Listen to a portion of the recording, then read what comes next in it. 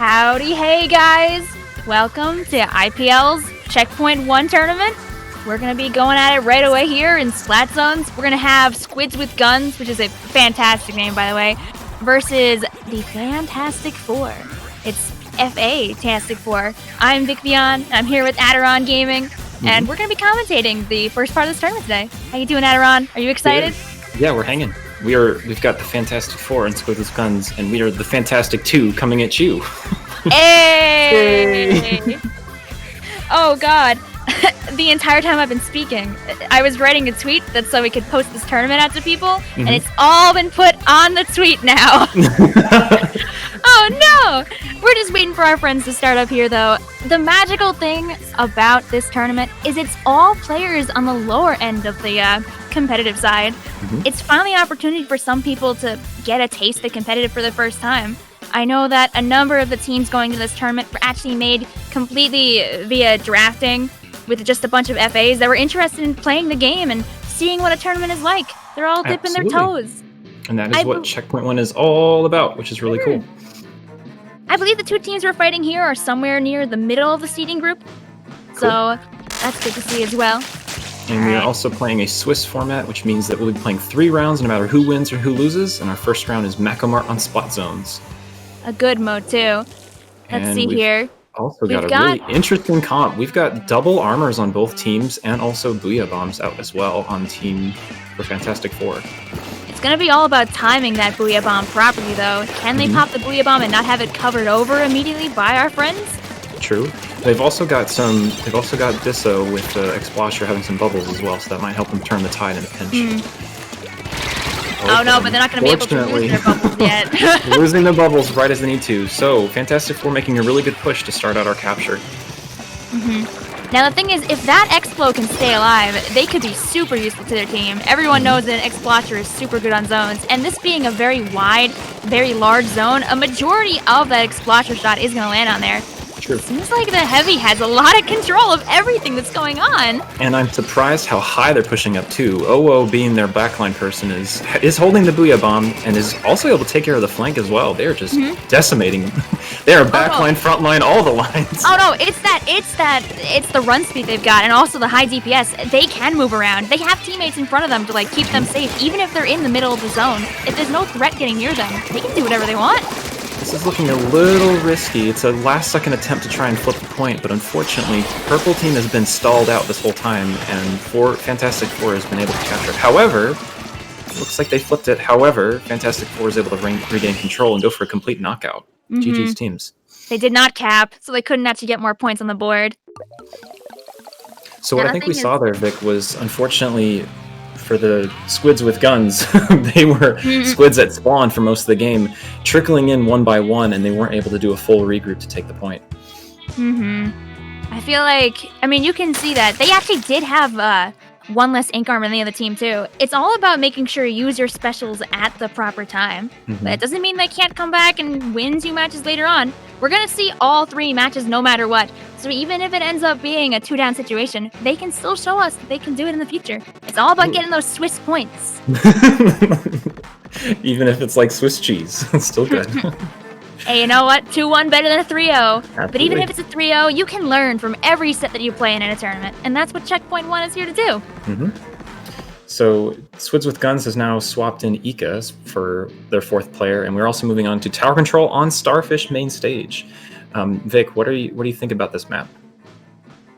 I'm thinking that we probably won't be seeing that Explosher here. I mean, there is like a good spot for him. But the thing about Tower Control is you really do want to be mobile. It's a mode that, for many people, especially like the lower end of competitive, you often see it can risk turning into a big old team deathmatch. It's not on purpose, but just you think, hey, if people aren't alive, they can't get on the tower. Right. But then you'll have this problem where you might have like everybody all blitz tower all at the same time. Sure. And in this mode, like in this map mode in particular, the tower moves really, really quickly.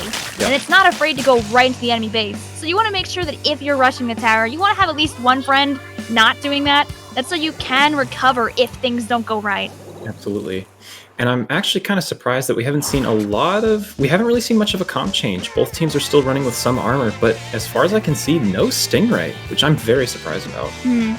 The Stingray is good for the end portion of the push, but this map is pretty open and has a decent amount of verticality, so the Stingray doesn't always work out.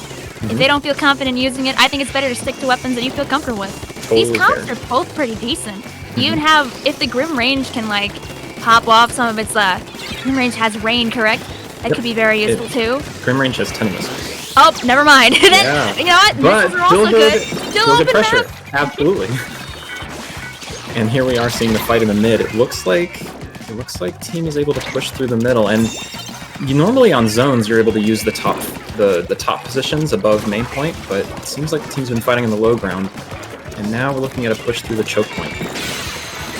Yeah, we still have a long way to go. Remember that tower does move through the middle. It's gonna go back around the right before it actually can like finish the game.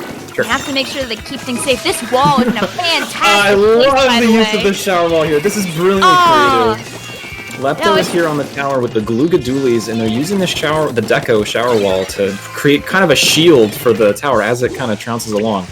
Squids for Guns is going to have to find some flanks or find some creative angles if they want to destroy that, and it looks like they might have done just that. We'll have to see. Oh, they are trying to push up here though, but good trade at least. By getting rid of that Splatling, who I think has been a pretty big issue for them pretty much this entire tournament. Yep. They should be able to start moving up. The Inkjet popping out to try and buy them some time and space. Oh, good last minute kill. But the Squids for only Guns problem is going to is- need to regroup. Yeah, What are you going to say? we'll Rick? see pretty quickly. I mean, to push that tower, they did end up going 2 down. So now they're pretty much relying on their heavy to hold that point while everyone else tries to get some ground around them.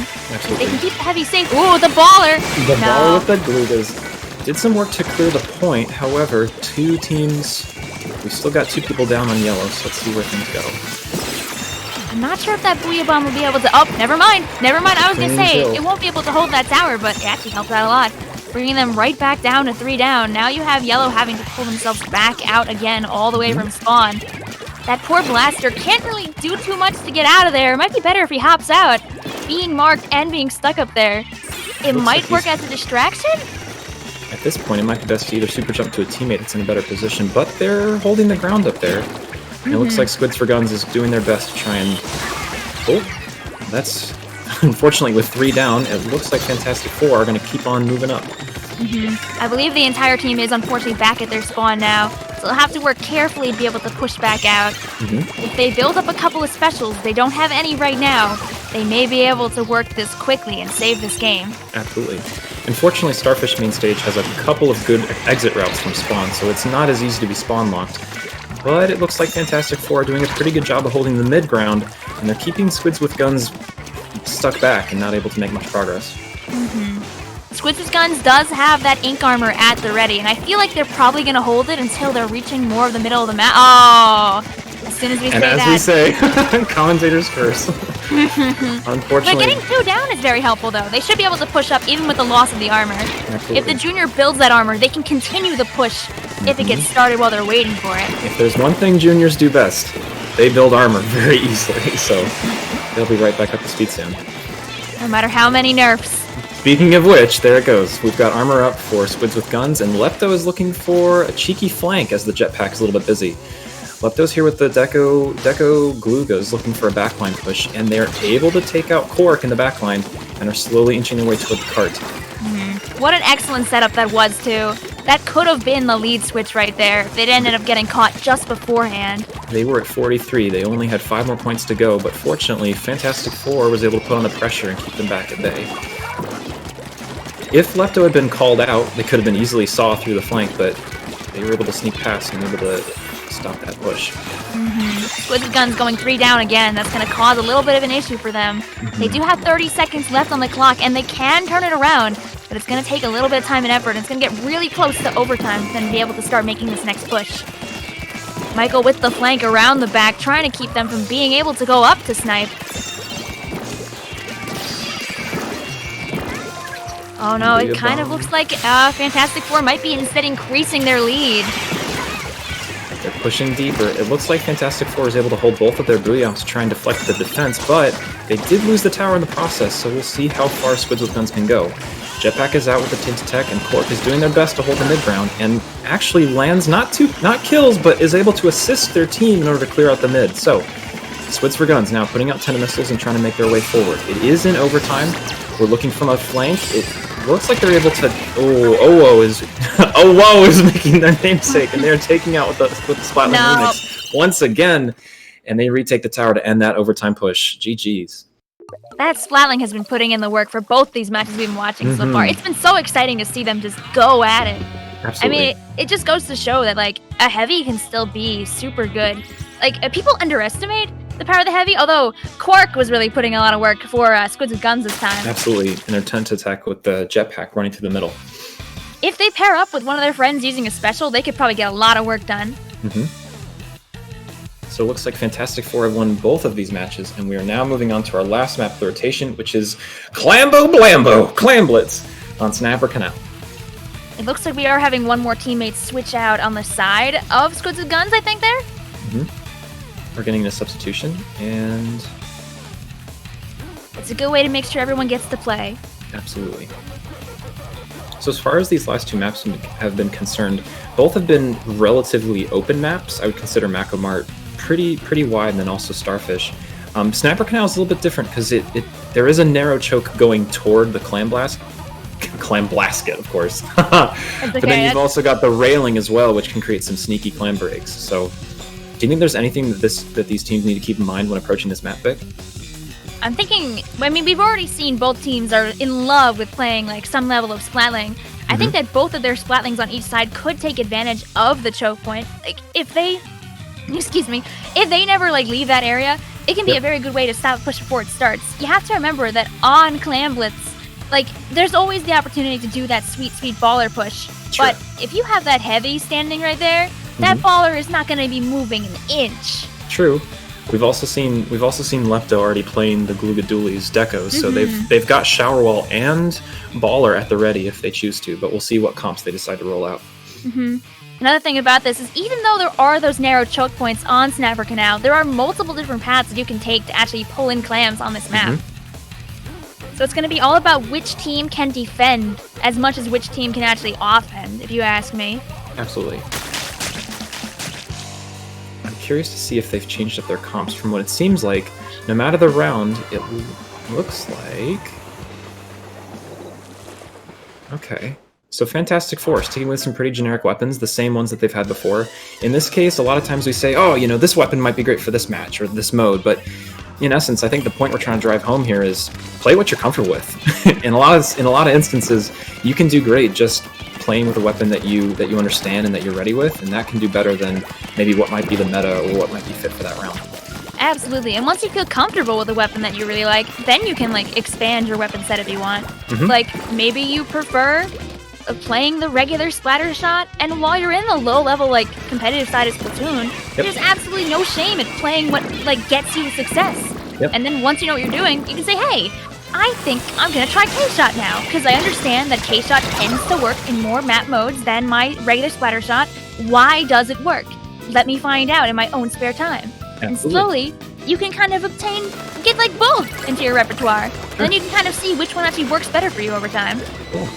And we can kind of see that here with the teams making a push now. Tsuki is playing with the Dapples, for example, which has beacons, and also with that Suction Bomb Rush to control turf. However, the turf control is serving out to help them as they're trying to ward off an initial attack.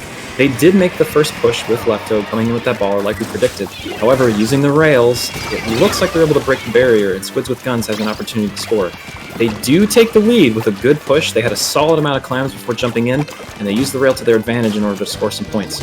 Now with a lead of 62, they're looking to possibly retreat as none of their teammates have any clams, but it was a really good push by Squids with Guns to break that lead. The problem with Fantastic Four's first push was while they did have a really good opening, the fact they only went in with one clam and they didn't have anything else meant that all they pretty much did was give Squids with Guns a free power clam, and then they just kind of all... Like, you'll see this a lot in tournaments that, like, people will say, hey, let's go and make a push. They make their push, but they don't have any follow-up. And that just kind of puts them sometimes in a worse position than before. Like, if I throw in a power clam and do nothing else, and then 3 of my teammates die, how am I going to defend the push that's going to happen right away? Clamblitz is really fast. As soon as that basket comes back down, you can get scored on again. And a lot of times it comes down to either making small consecutive pushes or making one large big push, and a lot of times the large big push ends up being more successful than the small ones. Oh, absolutely. Like if we were to see them go in right now for a push with that one clam, it would just lead them to 61, but they got 2 clams. They got 2 clams, and I don't think they've got a lot of competition keeping them from pushing in right now. Oh wait, the Booyah Bomb coming in. And the Kalo was able to do a small bit of a flank on the Hydra. However, they were also able to make the push. Let's see if they can score some more clams. Yeah, Quark being careful though. Very important because they didn't want to die and leave their teammates without any help. I think it was a good idea. Even though he wasn't able to push the basket, staying conservative and taking out some team on the Fantastic Four was able to delay their push to allow Squids with guns to allow to regroup. A lot of times in Climb Blitz, you are not going to make it out alive, so helping delay the other team in any way, shape, or form can be helpful. Absolutely. They just have to find out how to make a push of their own. Fantastic Four slowly getting the map control that they need to make a push. Having all 4 of their specials, well, all 3 of their specials now, if they have an opportunity arise, they can definitely do things. Like, if they take those specials and work together, they can absolutely get over that basket. They are looking like they're trying to push the high ground, but Disso on top was able to take the Hydra and stop the push. However, Lepto, this is tricky playing, trying to play with no inkable turf whatsoever on an uninkable surface, but this could serve as a good distraction. However, it looks like Fantastic Four is deciding to regroup and reposition, which I think might be a smart idea. It unfortunately didn't work out to their advantage because they didn't end up with enough players alive after the altercation. Having only 2 players left after all that meant they couldn't really push. We saw them try to make the save with those bubbles, but it's just not going to be enough. As we regroup, the fight returns to the midline as we've got Squids with guns having 15 clams looking to make another push. Octobrush looking for the flank, however gets called out by Fantastic Four and able to keep pushing left. We've only got 45 seconds on the clock, so it is now or never, as the song might suggest, to make their push. I mean, we've seen they've been trying to make those pushes. They could do it again. They keep getting the clams. They just have to actually score the clams in. Well, it takes us one. They do have Baller at the ready. They seem to be sharing their clams with each other too. Smart. Oh, I get it. They're gonna wait for the perfect moment and then hop in with that clam. They're gonna have to do it soon. They're using bubbles as a defensive maneuver, and they have broken the basket. They throw in a Baller. They've got Lepto, and they've got plenty of people with clams, and they are able to take the lead. Oh, nice. Now the question is, can they defend? If one more clam goes in after the timer goes out, that'll be the game, but it doesn't seem like anyone's nearby to secure that win. Now, Squids with Guns does have a clam. Can they make it over in time so they can actually score? They have about 20-30 seconds to go. They do have plenty of armor to work with, but they... interesting. They were expecting the flank. However, Lepto goes down. It looks like Quark is able to use the K-Pro. However, I believe... Did they lose a power clam? No, they just didn't have the time, I think, in the end. I think the clam was still there on the ground, but the timer finally went out. They moved really quickly. That brush working as a fantastic distraction, too, making it almost all the way to the basket. Absolutely. A very good try from them, though. They had a good hold for Squids with Guns during the match, but unfortunately, the heartbreaking nature of Clam Blitz holds no mercy. And unfortunately, Fantastic Four does do a 3-0 map sweep, but GG's to all teams. This was a great match.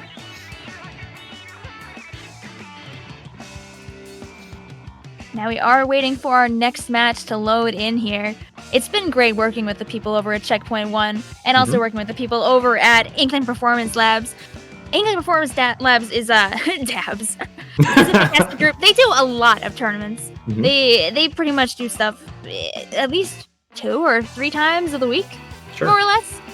And also, for those that don't know, a lot of these players that are playing in this tournament are people that are also eligible for Low-Ink. Low-Ink is a tournament that's also set at just playing with new teams. The best team, the one that wins, gets automatically banned from future entry. There are a number of people that I know who have this dream of being banned from Low-Ink, because to them, they're like, oh, I'm banned from Low-Ink. Now that means I'm like a true mid-level player. People like look forward to getting banned.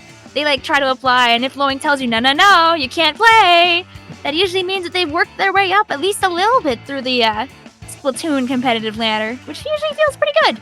Little did we know that one day being banned from something was actually a severely good thing. And in this case, people are able to use that as a little memento to say, yes, I did succeed in the low ink ladder, and they're able to move on from there. But that's what servers like Checkpoint and all sorts of other servers are able to do. And if you're interested, you can always check out the Discord. If you're a team of 2, you can find another pair. If you're a team of 4, as long as you have a captain, as long as you have people who can coordinate, you can get yourself in these tournaments too. As the name might suggest, it is your first checkpoint in hopefully maybe a long journey of being in the competitive scene of Splatoon.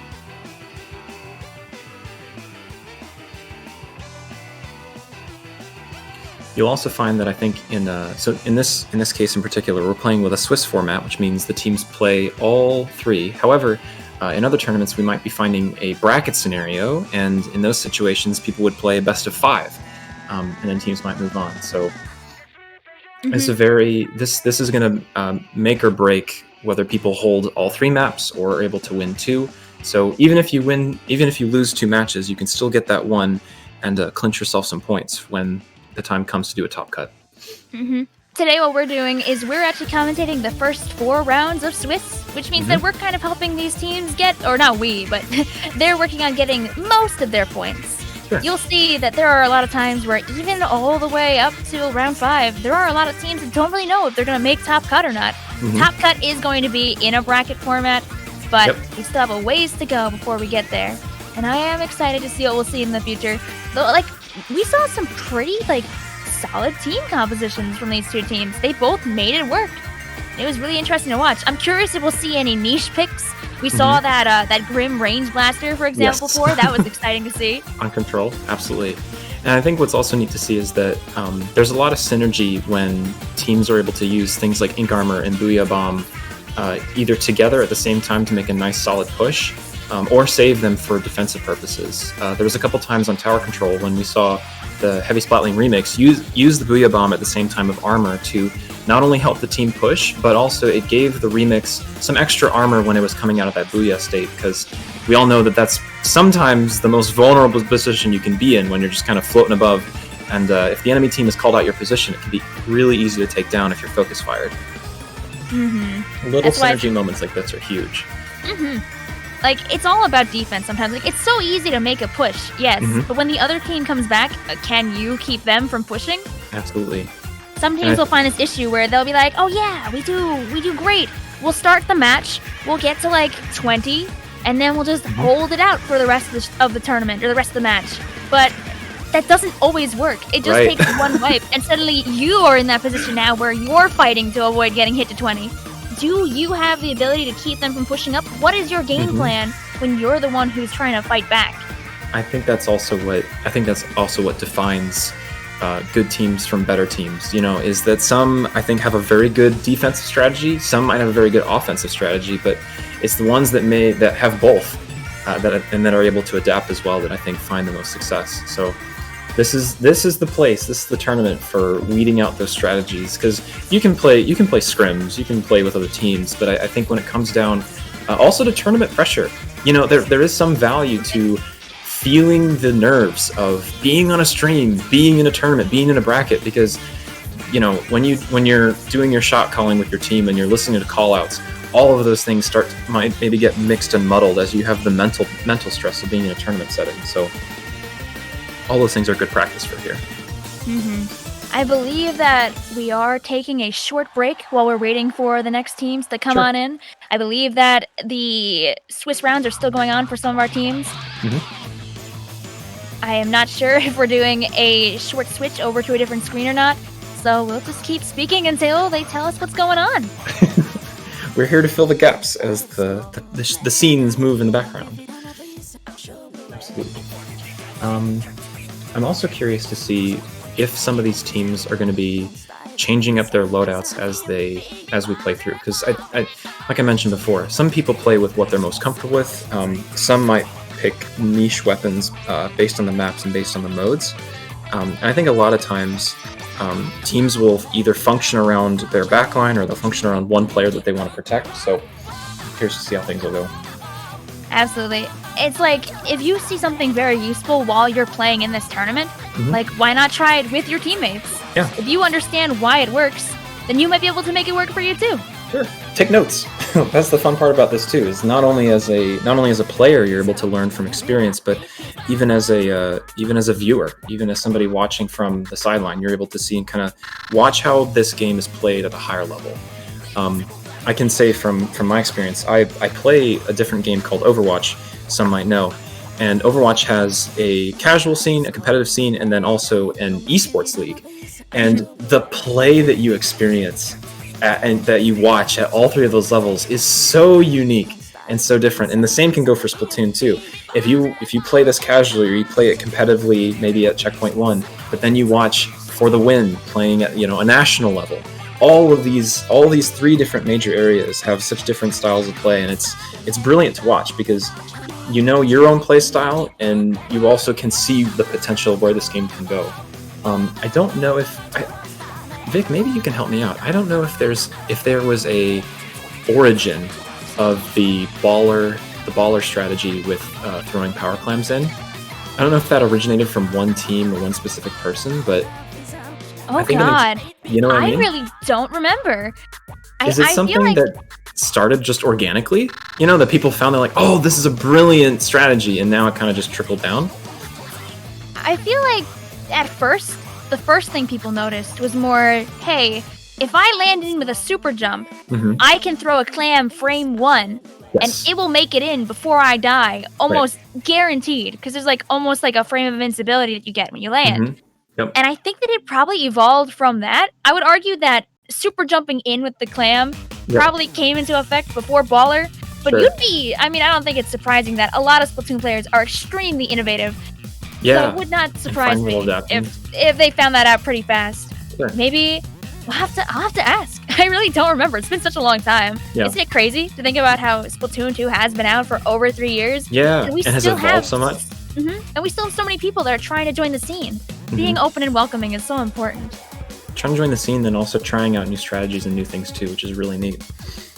I think a lot of times, speaking from an Overwatch perspective, there's strategies that reflect or that resemble something like the ball or clam strat. And when you see those unique ideas being combined together at the top level of play in this case, to see that cascade through the competitive scene and even the casual scene sometimes as well is just an amazing thing to watch, because when people see it, they're like, oh my gosh, I want to try that too. It's such a cool idea. I know. I'm just happy about the way things are. It's just great to see. It's great to see tournaments like this do so well. We have, I believe, approximately 22 teams. I believe playing today. Isn't that cool? Like the fact that even with the game being as far along as its lifespan as it is, that we still have a pretty thriving competitive scene, as well as people who are interested in bringing teams together. And you can see that through IPL's other tournament, Low Ink, which has seen insane numbers of teams in the last few months. While I don't remember how many it had last month, I can tell you that I remember the exact point where the tournament went from having a couple dozen teams to oh no, now it has to pretty much be a 2-day event, or else the event's gonna last all day. Right. And that's a sign of success when you can run a tournament consistently over and over again for people who are still interested in rising through the scene. Sure. The more teams that we have actively playing, the better, because we can all learn from each other. Absolutely. And I want to reiterate that a lot of people might be watching this and thinking, oh, well, that's for people who are, super good at the game, or that's for people who are at, the top of the level. But I mean, this is what Checkpoint 1 is all about, is bringing people in no matter what your background is. If you've got a friend, if you've got a pair, if you've got a team of 4 who want to play, then this is exactly where you can start. So Vic, can you give us a little bit of debriefing on how one might come together and bring a team to either Checkpoint 1 or another just low entry competitive scene? I mean, I guess in this case, it just helps to join the server. In the Checkpoint 1 server, you actually can be put into a team for these kind of tournaments, as it is a draft tournament. There was a sign-up sheet that we used and everything. It ended about a week or so before the tournament hit, so people had the chance to get to know each other. Yeah. If I go into the IPL server, there are a bunch of channels that were made specifically just for these teams. Just to name a couple, there was Slaying Berries, there was Murky Waters, there was Fantastic Four, who we just saw. Absolutely. That was a team that was made together in this server, brought together They've had fun talking to each other, preparing for this tournament, Getting and to know like each other. honestly, I'm proud of them. That's awesome. It's really exciting just to see people like come together like this. Yeah. We do have a variety of channels in the server too that are meant for different levels of play. There are some that are meant only for people who aren't even an X rank yet. Because even if you aren't an X rank player, that doesn't mean that you can't try to play the game competitively. Like, everyone has to start somewhere.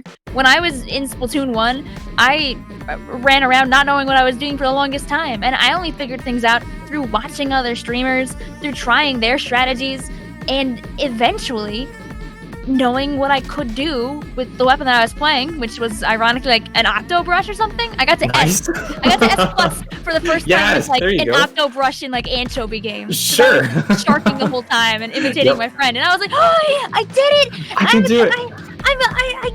I'm good. Air quotes now. Air quotes. But the thing is in S plus, there's still a humongous different like skill gap between me, a very low level competitive player, and people that I like love to watch. Yep. But I knew that if I kept trying, I could get better. That's awesome. And that is the cool part about this whole thing. I think we're also... are we ready to jump into the next match?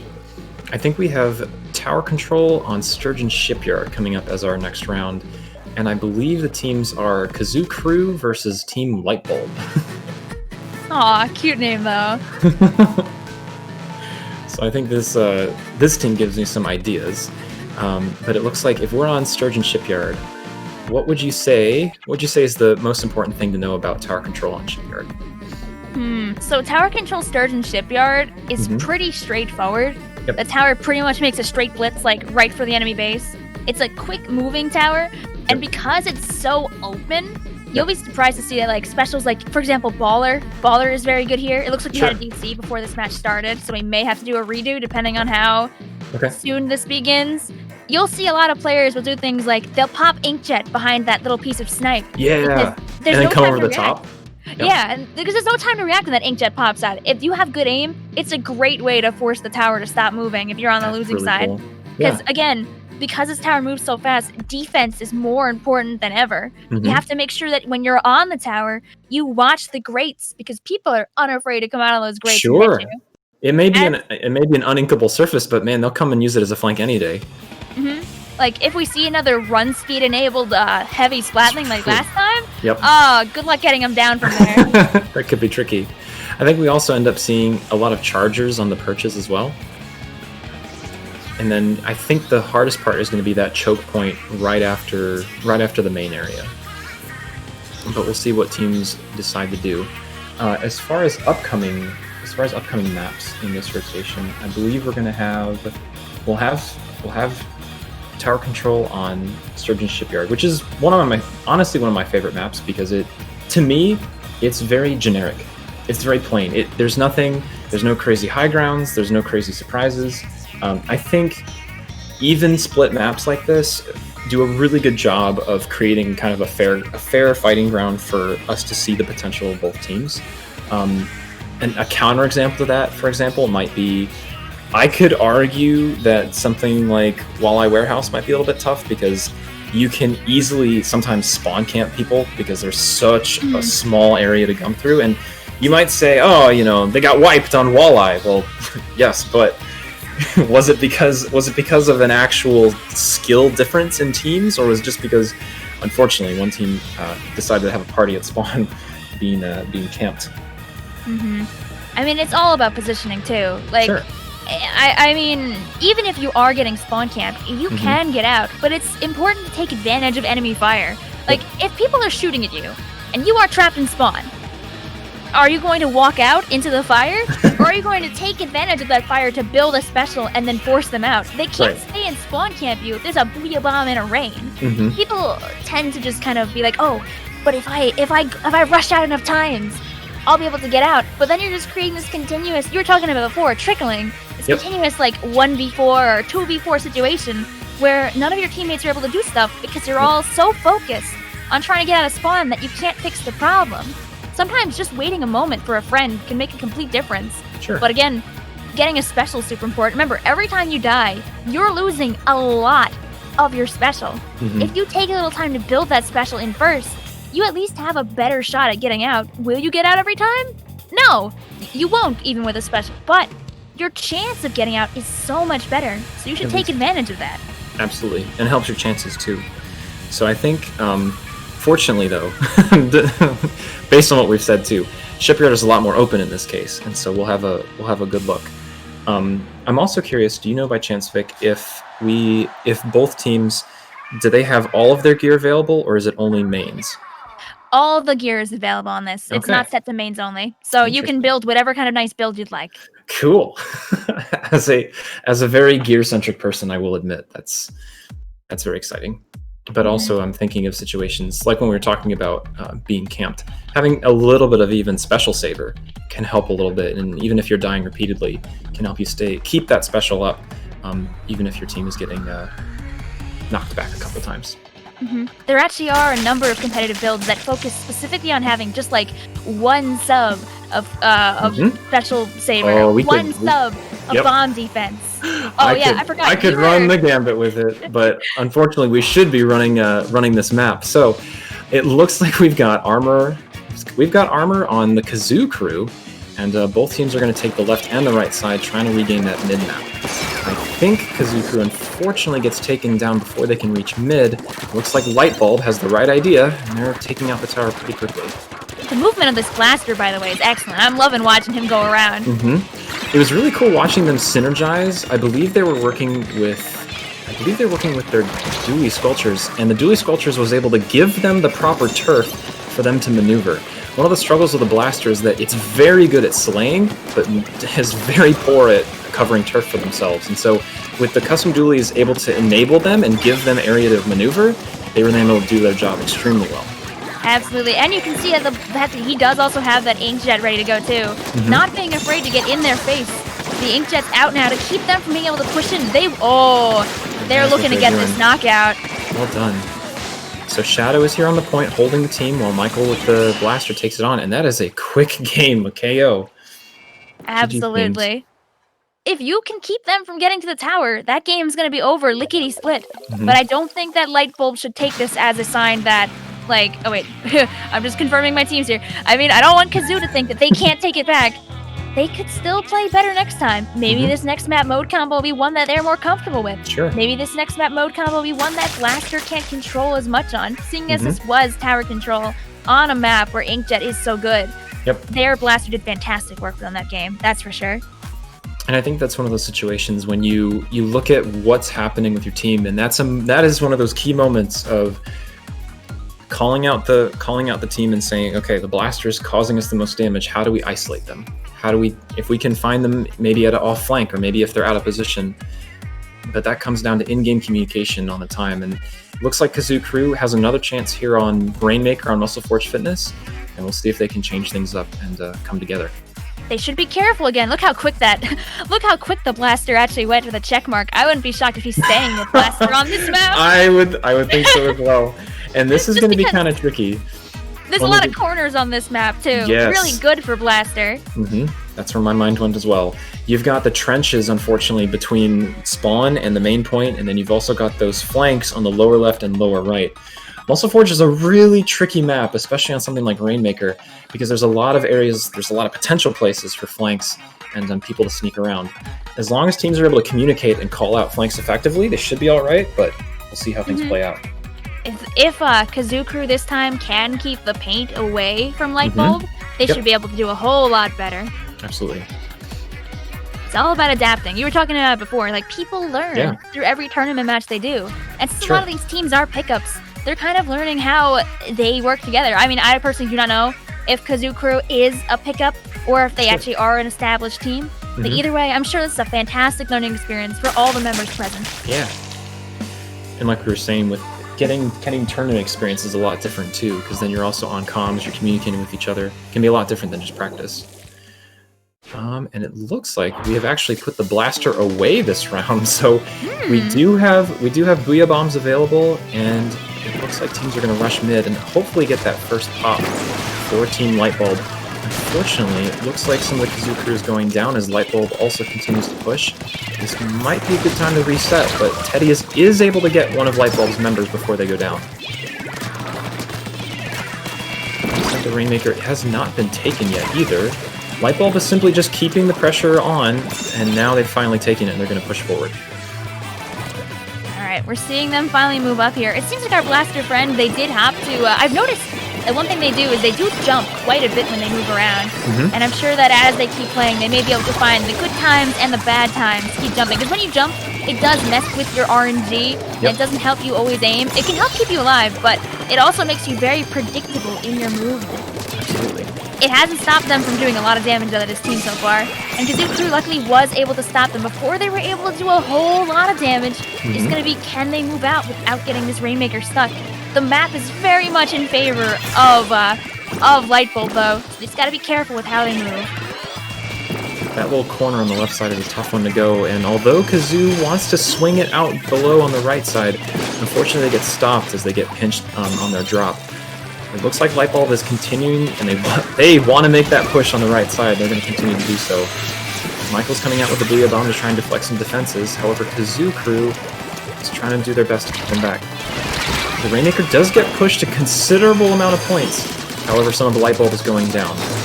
Now we'll see whether they decide to stay and hold off a little bit of defense or just regroup completely with their team. It's very important for a game of Rainmaker like this. If you're finding yourself getting caught back like this, it doesn't hurt to not pick up the Rainmaker right away.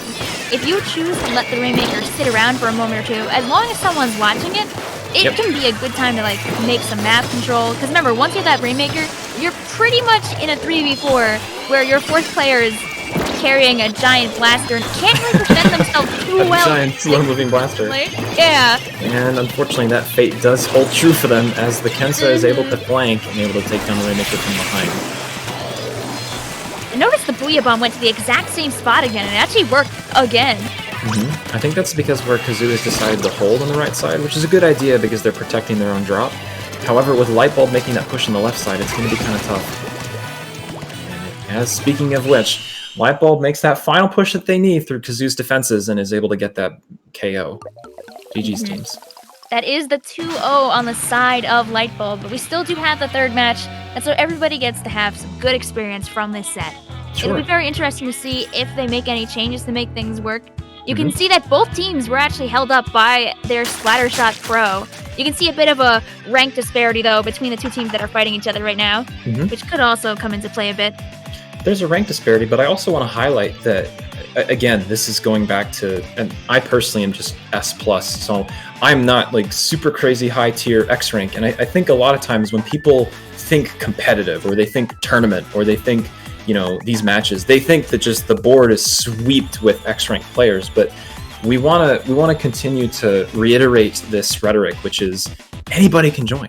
Anybody can come along and make a team and come together and just have fun. That's what this is all about. So no matter what your rank might be, this is an open place for you, no matter where you might find yourself. I think that's the best part. Absolutely. And the best part is there are more and more resources being opened up for lower end players to get the things that they need. Besides IPL's Low Ink, there's also Launchpoint, which was a separate server made. It's not Checkpoint 1, it's called Launchpoint. And what they do is the server is completely aimed towards players who are new to the competitive scene.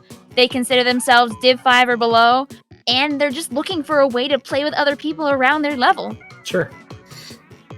It's just really excellent to see more and more things open up.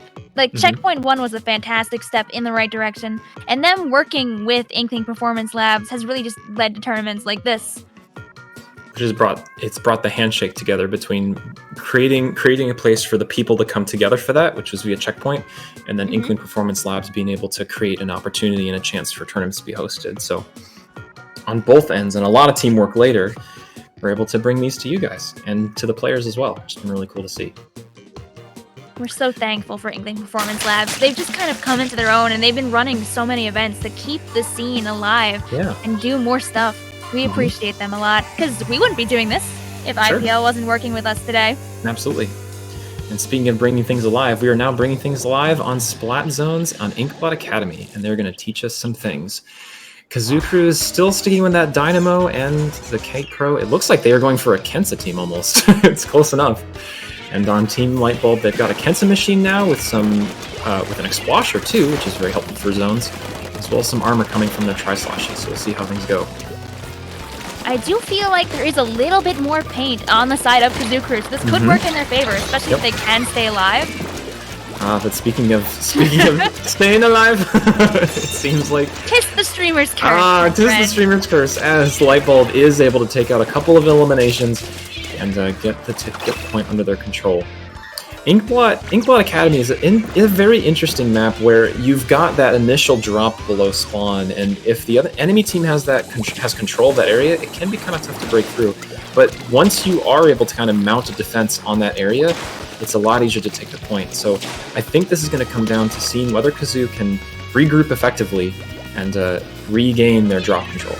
Yeah, absolutely. They'll have to make sure they actually go in as a group. Otherwise, they might end up finding themselves in a not too... Oh, it does look like we have a disconnect, so I think we're redoing the match. So we're gonna let Lightbulb complete the knockout for the match. However, this is not the final result.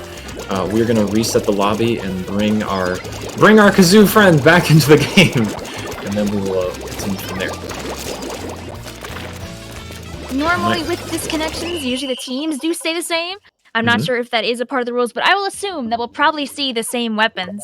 So it'll be interesting seeing that now that they know what each team could play, how they might work around that.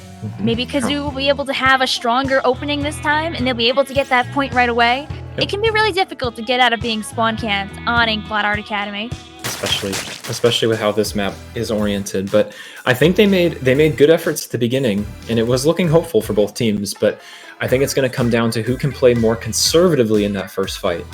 I think there's two instances in most ranked matches, which is you either are fighting for those first couple elims, or you're just fighting long enough to get your special first, which can be a deal breaker in terms of whether your team is able to make that first initial push or not. The good thing is it's experience for everybody, which is what this tournament is meant to be. Absolutely. Including experience on how tournaments are ran, which is restarting the match. Wouldn't it be amazing if you had a DC on your team and ranked, and they would say, "Oh, hold the phone. Let's wait for this person to reconnect, and then go back into your ranked match." Oh, that'd be nice. They just queue in someone completely random. They're like, "Hey, look, here's another player for you." Hey, we found a sub for your team. That's great. Well, fortunately, this is a tournament setting. It's not ranked Splatoon, so we now have our teams back in running order, and we are deja vu. We're back at it again. Same team comps as before, but we will see if the result changes any as we head into Inkblot. All right, we are watching to see who can get away with this to start here. We have Dumo, who's looking very hungry. They're looking to take off that... Ooh, that's a huge pick. So they did make a risky move going deep and taking out the Explosher, but that is most of their backline. It seems like Lightbulb is able to stabilize, though, despite that Explosher pick, and they do contain control of the map. Shadow is throwing some shots up there on the drop, but it looks like Kazoo Krew is doing a better job this time of holding their drop instead of letting it be taken. However, as I say that... No, they were doing a good job anyway. Yeah. This missile's very good. It does force them to get off, but Lightbulb doesn't drop. They hide on the box. They're able to wait. They don't end up getting as pushed back as I believe Kazoo Krew want. And as we say it looks like Kazoo's able to make a small push forward, and they've got some specials online as well, so we'll see if they can make a dent in that zone. They'll want to do that before Lightbulb can come back too much, so they can get the cap. It's looking really close. And they do. So now we've got a good advantage for Kazoo Krew. Not only have they regained control of the middle, but they've also given Lightbulb a little bit of a barrier too. They'll have to break through that penalty before making any more progress. I'm thinking that on the side of Kazoo Krew, having that penalty is very useful, though. Although they won't have to worry about it at all. They can just keep holding the point. I know that they're looking for that 2-1. Can they get it is the question. I think we have faith in them to at least put up a very good fight. That's what they're doing right now. Getting almost to 50, I think. They may be close to losing it now, but that Dynamo with the good shot, staying alive, super good. Good defense from Teddy with the Dynamo, and now it looks like Lightbulb is looking to retake. But Kazoo's been holding up a pretty conservative defense. They've been staying alive a lot more, and this is looking pretty good. They do regain control as their team regroups. Their Dynamo does go down, but we'll see how they play out as they wait for their teammate to come back. It's all about making sure they don't get caught off by all those aggressive pushes that we see from Lightbulb. Lightbulb does seem to have some very good mechanics on their side. So it's just about getting Lightbulb into a position where Kazoo Krew can start taking them out. good escape on the side of Teddy here, especially if they don't die. Well that was done. great to force in a member of Lightbulb to hopefully get picked off. Sure. This is a And it looks like they 2v4 do. now, and Kazoo can work off of this. Over on the right side of your screen, you saw Dumo take down the K-Pro, I believe, on Team Lightbulb. So now, Kazoo coming in with a baller and regaining control for the team as well. This is looking good.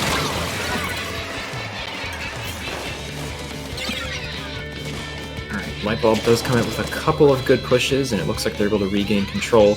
Both teams have penalties now, so we'll see how they're able to whittle things down. Yeah, we are watching here. Now we just have to be careful that the members of Kazoo don't come in too much by themselves. We saw that dually happen, and it didn't really work out too well for them, unfortunately. But the good save on the side of Teddy there, making sure that all their teammates don't get taken out. This is what you need. These special pushes. They want to be able to hold that push as long as they can. Oh, I don't know if the Booyah Bomb was meant to go there, but it actually helped them out quite a lot. So it actually caught out a flank who was coming in as well instead of going directly to the point. And Kazoo is able to flip the point, but not necessarily in their control just yet. No, but what a good try. Oh, good effort.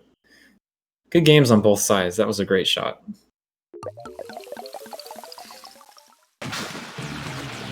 I love the fact that over the last 3 games that we've seen, in these 3 games alone, we've seen a huge development from the team. We started off with a straight KO on tower control on Surgeon Shipyard, which was kind of an initial shock. And we saw a little bit of that in Rainmaker, but we did see an improvement from Kazoo's side as they played a little bit more conservatively, were able to take off some picks. And then even in Inkblot Academy, this was a great game that went back and forth with penalties on both sides. I think both teams did a great job of communicating with each other, and they're doing their best to adapt. Well done, guys. We've got a shower of GGs also in the chat coming from the players I think that were on the teams. Because I think some members of both teams were in the chat and talking about the match, like, in the in-between. And that's what we love to see. Yeah. We want to support a community that can still be friends with each other, even during or after a match. Because it's all a learning experience. Like, Kazoo can now take what they learned from this match, this slightly slower, more patient approach, and they can try to apply it to the next team they see. Of course, if they go against another team that is also very patient, then they may have to readapt to that. But could be an interesting combo. both teams are like waiting for the other to push. Like, come on, come on. You'll see a lot of specials in those matches, but they're really fun to watch. It's just all about who can like start that downfall back down to 0. Yeah. It can just be really hard to get it. Usually it's a wipe. It's a wipe that makes a difference. Yep. It's all about if you're going to be more aggressive, can you get out if things don't work? Because if you can't, sometimes it's not worth it. It's all about risk and reward. That's why, for example, you'll see so many people where I know you have feelings about quick respawn, but that is why they love the quick respawn. I won't go there. But oh man, I do not. That is why. See, but here's the thing, though. To give people some context, Vic and I had a conversation earlier off this stream about quick respawn, and for the longest time, for the life of me, I could not understand why people ran quick respawn, because for those who don't know, if quick respawn only activates if you get 2 consecutive deaths.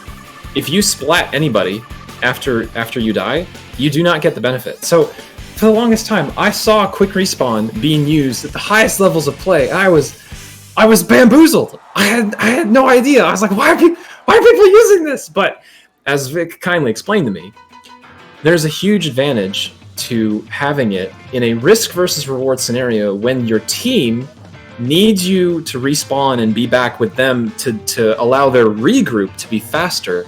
That allows the whole team to push again more quickly, and that could be precious time off the clock, especially when you're in an overtime scenario. So, it's so cool great to hear you say those words, because you explained it more eloquently than I could in my lifetime. Hey, I love to hear it. This is the brilliance of, and see, these are like small things that you learn as you go along, and sometimes it takes the insight of people who either know at the competitive level how these things work, but then also just in practical play too. One of our friends in the chat said also, it's also useful for if, like me, you occasionally become an Inkling shield for the Rainmaker. Sure, yeah. Or if you're carrying the Rainmaker, if you never get a kill while you're holding that Rainmaker, you'll come back pretty quickly after you die with it. And you're just holding off turf and holding in control and pressure for your team. I've also seen builds / players who literally act as a kind of like a body on cart per se.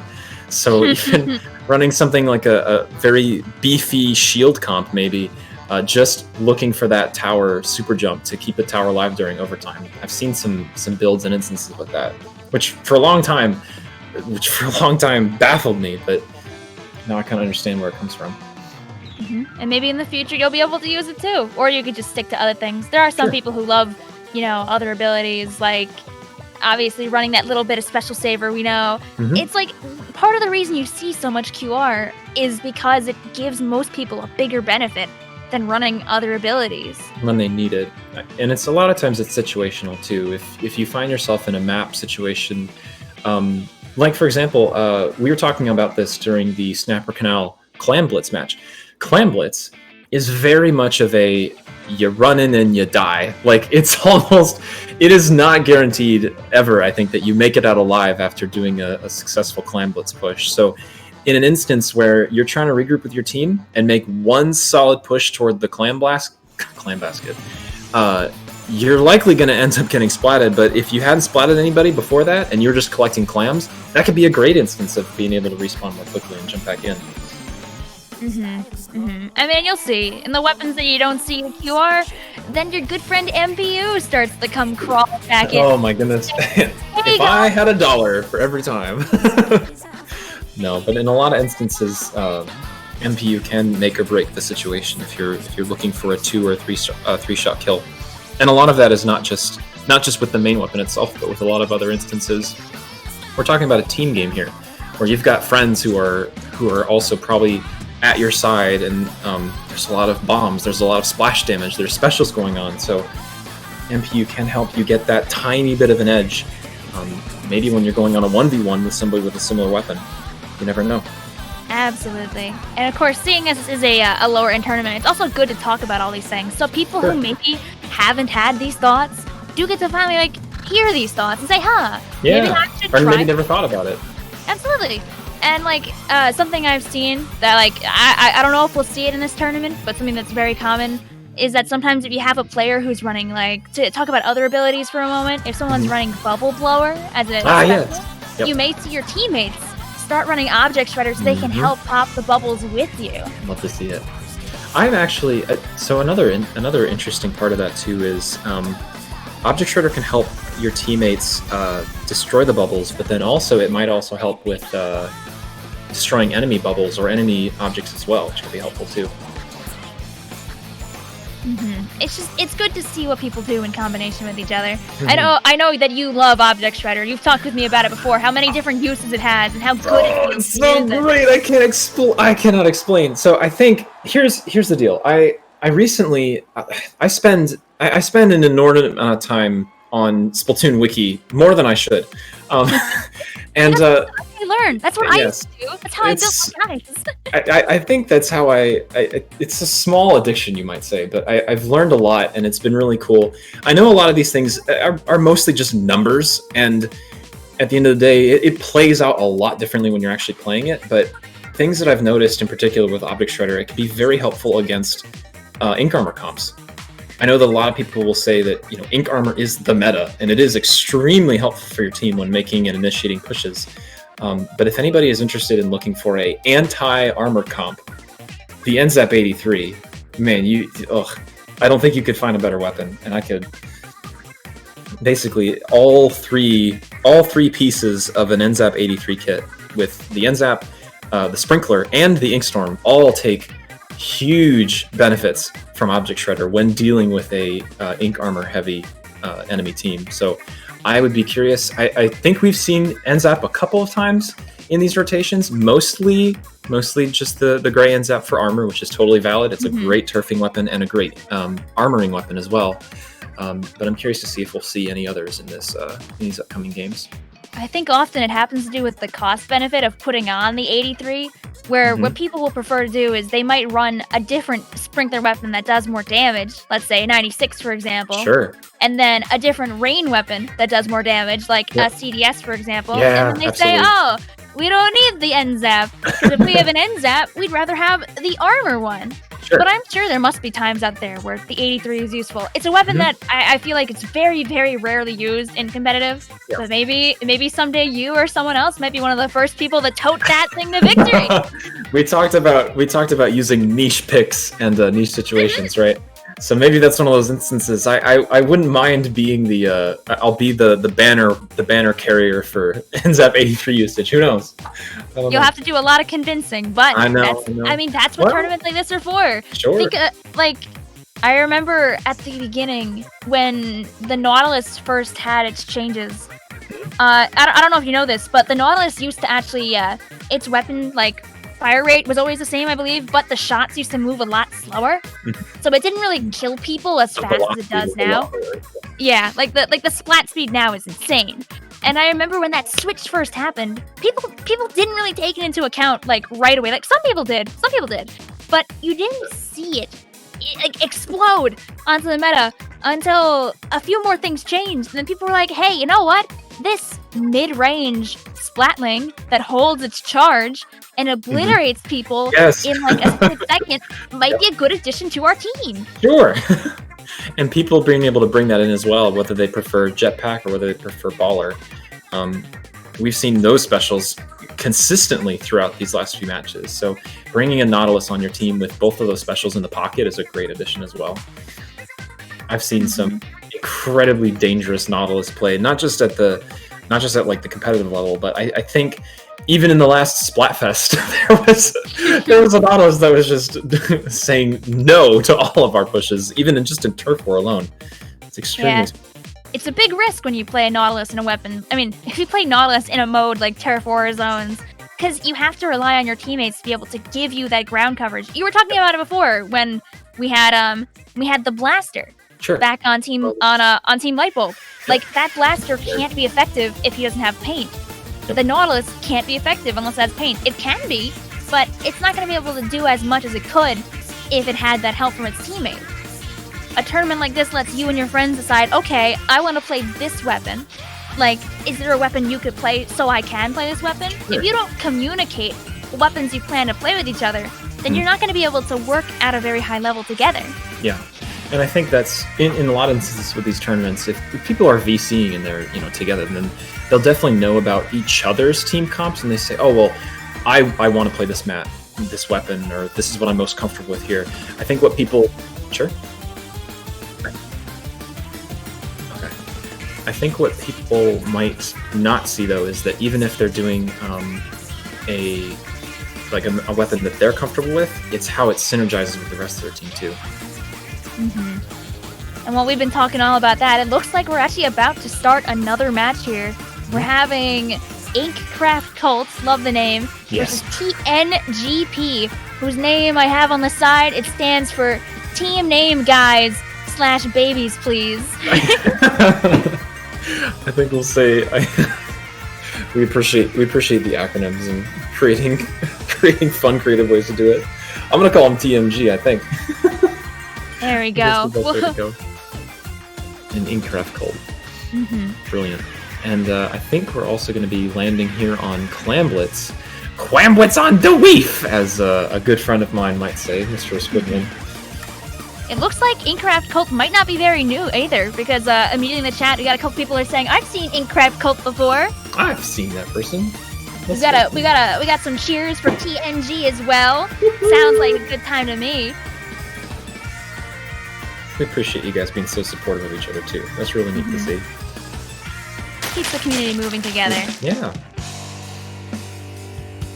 Now, of course, to see how this will go.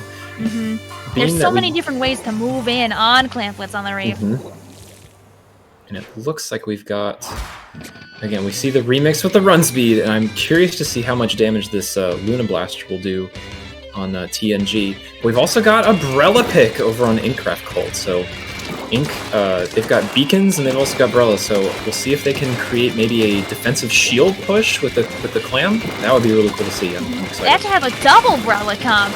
Both these team comps are very different from each other too, so they're both going to be performing in different ways.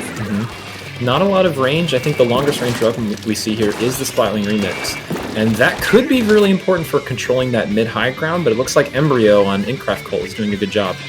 Fishy does have the baller from the Luna Blaster, but looks like it's just used as more of an offensive tool. They are going in deep for the kills, as Inkcraft Kult looks like they're regrouping a little bit to try and deflect this push from TNG. TNG does pop the bubble, and they've got plenty of clams to throw in. This is really important. Not just doing an empty single push. Temper missiles are out to kind of deflect some of the damage, and Inkcraft Kult looks like they're holding things off. And the ball finally closes for the clam basket, and we've got Inkcraft Kult ready to make their push. Now, we saw the armor come out on the side of TNG, and I was thinking, oh, if they popping out armor, they're probably going to try and extend their push once again. It doesn't seem like they were able to do that, but that is a strategy that you can take advantage of when you're playing in a ranked match, where if you want to keep a push going and you know you have enough people around, popping out that armor might give you and your teammates the confidence and the time to keep a push alive. It definitely let them leave, though, instead of getting wiped, which is important. And that was huge, as we saw. They were able to leave, like you said, and they were able to take a triple kill. They were able to wipe out most of Inkcraft Kult's initial push afterward. And it looks like both teams have been able to kind of stabilize. We have more of a mid-fight going on right now. Nothing really for both teams. We've got 10 on one team, 6 on the other, so not a lot of potential for a good push. However, Inkcraft Kult is coming in with the Cerebrella Bomb Rush, however, not too much success. They also do have that clam back at base as well, so if they can get a push going, you do see, though, there is a lot of clam collection going on here, because if there is no clams for Inkcraft Kult to take, they can't really push up on their own. Yep. And even if they were able to make a push, it probably wouldn't end up being that successful anyway. Pink does get a good kill on Drowsy from Inkcraft Kult, but it doesn't look like it's going to initiate any sort of push at this point. Both teams are kind of just looking for an opening. They're being patient. Like kind of we talked about on Inkblot Academy, in a situation where both teams are kind of hanging back and playing conservatively, this is the kind of mid-fight that you would expect. And so far we've got 2 people down on both teams, so it's a 2v2 situation, and neither is making a very heavy push. The other thing that Inkcraft Kult does have to work with is because they have this double Brella comp, they do kind of have to work with each other very closely to be able to get that push off. They have enough clams to make a push, but if they go in too quickly, they won't be able to stop it from jumping down on them. But this is looking like the moment where they probably will be able to make a very strong push, because they pretty much have their whole team here, and 2 members of TNG are respawning, but they missed the throw! That's a heartbreaker. It looks like Embryo from Inkcraft Kult with the Tentabrella did have 9 clams, and they were asking for 1 more. They were able to collect that power clam, however, just fell short. You hate to see it. And now it looks like TNG is reclaiming that turf, and they are making the push toward the middle. Speaking of which, Fishy on the baller coming in the middle is giving them a little bit of space. Nobody super jumped to them. Could be baiting out some of Inkcraft Kult's fire, but it looks like the team is slowly being whittled away as they make that push. Waffles is able to break the barrier, however, I'm not sure if there's any teammates from TNG who are able to add any clams. It looks like the barrier is just broken for now, as Inkcraft Kult is able to stabilize after that barrier break, and they are given a power clam in return. This is one of those situations, Vic, where we talked about making small pushes can end up being a bit of a detriment to your team more than an advantage, because then you're essentially breaking the barrier, but then giving the team a power clam for free. Absolutely, and you're burning through all those clams that you took time to get here. I mean, we're seeing Inkcraft Kult slowly build up their clams. If they just keep holding on to them, they don't have to get to 10. Sure. If you have a number of players with like 5, 6, 7 clams, it can be good, because having too many power clams at the same time means that your entire team is marked. It's harder to push in if that case. Like you see here, I don't want to mispronounce the name, I think it's Lumo. They're trying very hard to keep to 9. Sure, just so they keep a low profile. Our first 9 clams could hop over to that basket and actually get points right now, too. In total, they do have more. TNG has a higher clam count. I will note, that Luna Blaster with armor is really tough to deal with, and it looks like this might be a full team wipe in overtime. That could seal the deal for the Kult team. They will be able to push out, but they are no. breaking the basket now. There's the clam break after overtime. GG's teams. That was very interesting. Good job to everyone involved. It was a very slow match. We did see a number of pushes, but not too much came out of it. But that does mean that both these teams are seemingly evenly matched, so we could see things go either way on the next set. I'm really liking how they played things out. I know that from a player perspective, it can feel frustrating when there's large mid-fights with little to no clan progress. However, these were huge setups for the team as they tried to make their push. It was just unfortunate that Inkblock Kult wasn't able to do that final push that they were looking for, but you could see them. Tentabrella had power clamp. They were pushing up the mid. It was just unfortunate that the best laid plans weren't able to be executed, but as we like to say, better luck next time is the way we look at it. Absolutely. Now, if they're going to stick to that double umbrella comp, it could work out really well here on Wahoo World. Yep. Having the bomb rush from that Sorella Umbrella, or even switching to Rain and the Sprinkler could be ridiculous.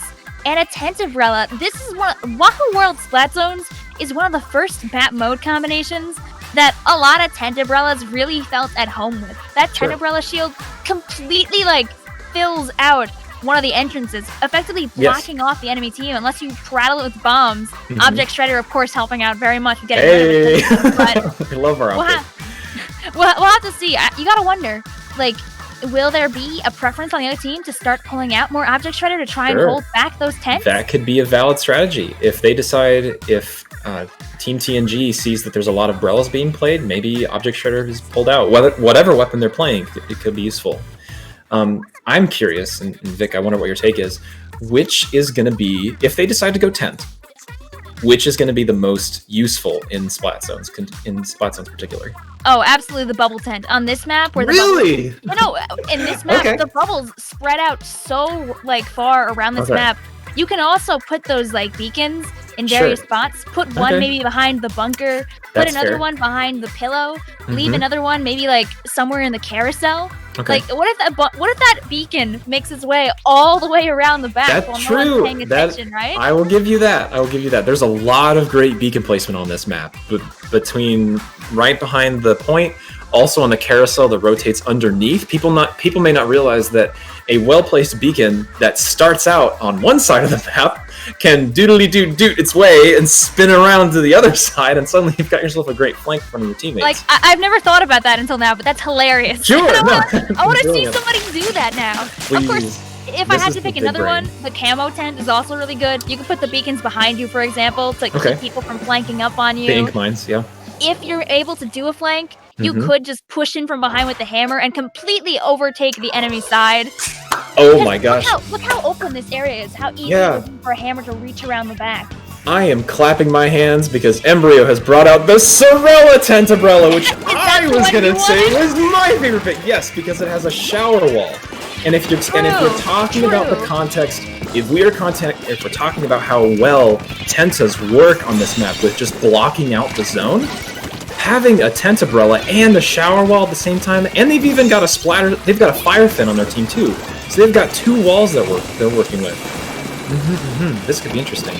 Also, I have been made a slightly a fool, and I want to correct myself for the people that are watching. The carousel does not turn on this map mode combo. Dang. So our funny joke doesn't work.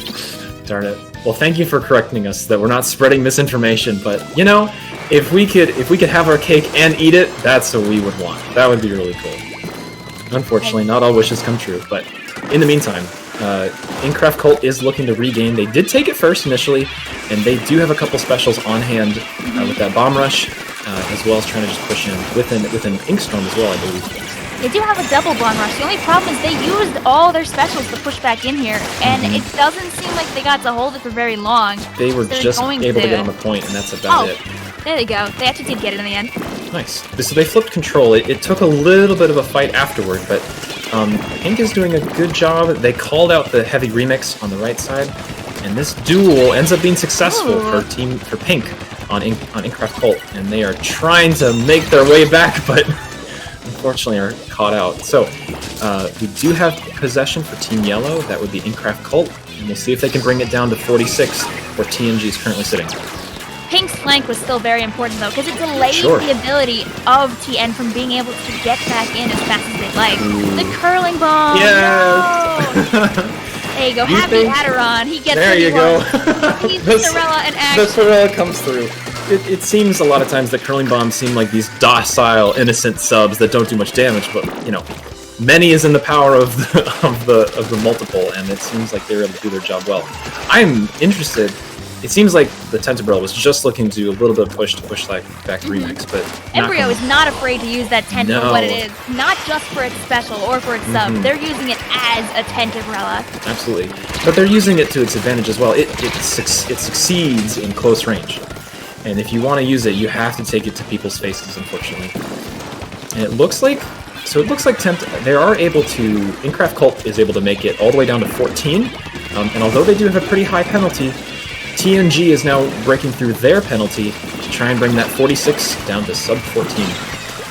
And you can look also from our side of being the spectators that it's very close to getting specials over here on the side of TNG, so they may be able to use that to be able to keep them from holding that zone for much longer.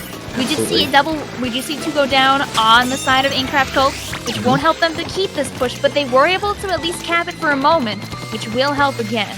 And reset their penalty a little bit. It seems like they also use their armor from their Glugas to reinforce that push. However, the only special they have online is the Booyah Bomb, although that is very powerful for holding off an attack. You'd be surprised how easy it is to paint over a Booyah Bomb that's dropping down, though. So they do have to keep that in mind. Sure. All right, it is a 3v3 now. It's going to be pretty much this moment that might determine who gets to cap this zone next. And it looks like it is going on the side of Inkcraft Kult. That's exactly what they want to see. Nice jetpack. So they were able to deflect some of the other attackers, but the Booyah Bomb was able to sustain just for a tiny bit. However, Inkcraft Kult does prove successful, and they're able to bring back the point into their control. And now they'll have to go through that entire drop again if they want to get down to 22. That is 42 more ticks on the clock if they want to get past 22. We're seeing the bombs come out of the corner here from our friend with the fizzies, trying to open up an opportunity for themselves. Sure. They have the paint and they have the specials. It's just going to be, can they get back in time? It also looks like they've got the team pinned in from multiple sides. They are able to flip the control a little bit, and it looks like this is one of those instances when spreading out and spreading your team into multiple different attack routes proves successful. You have to be very careful with how you do that, but it did work this time.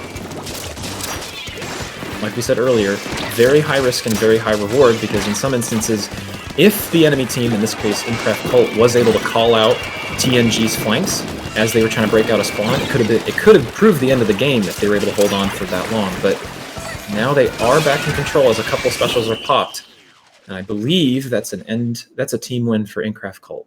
Absolutely. It was very close. It was very close. You saw that bomb rush come out. You saw TNG try their best to not lose the zone. They threw everything they could on there, but the bomb rush in the rain was just too much to be able to fight back with their team composition. There was a lot. If we look at the comps, there was a very heavy disparity in the types of specials that were being used. I think it was great work with Inkcraft Kult deciding to go with Ink Storm, Curling Bomb Rush, Suction Bomb Rush, things that on their own, as individuals, they could at least stop control of the point, if not and flip it over entirely. TNG decided to go with Jetpack, Tentamissiles, and Ink Armor, and while those are excellent specials on their own, may not have the turfing power that you need to flip a point in zones. Yeah, if you're gonna go with a more aggressive comp, you unfortunately do have to make sure you get the kills to make it work.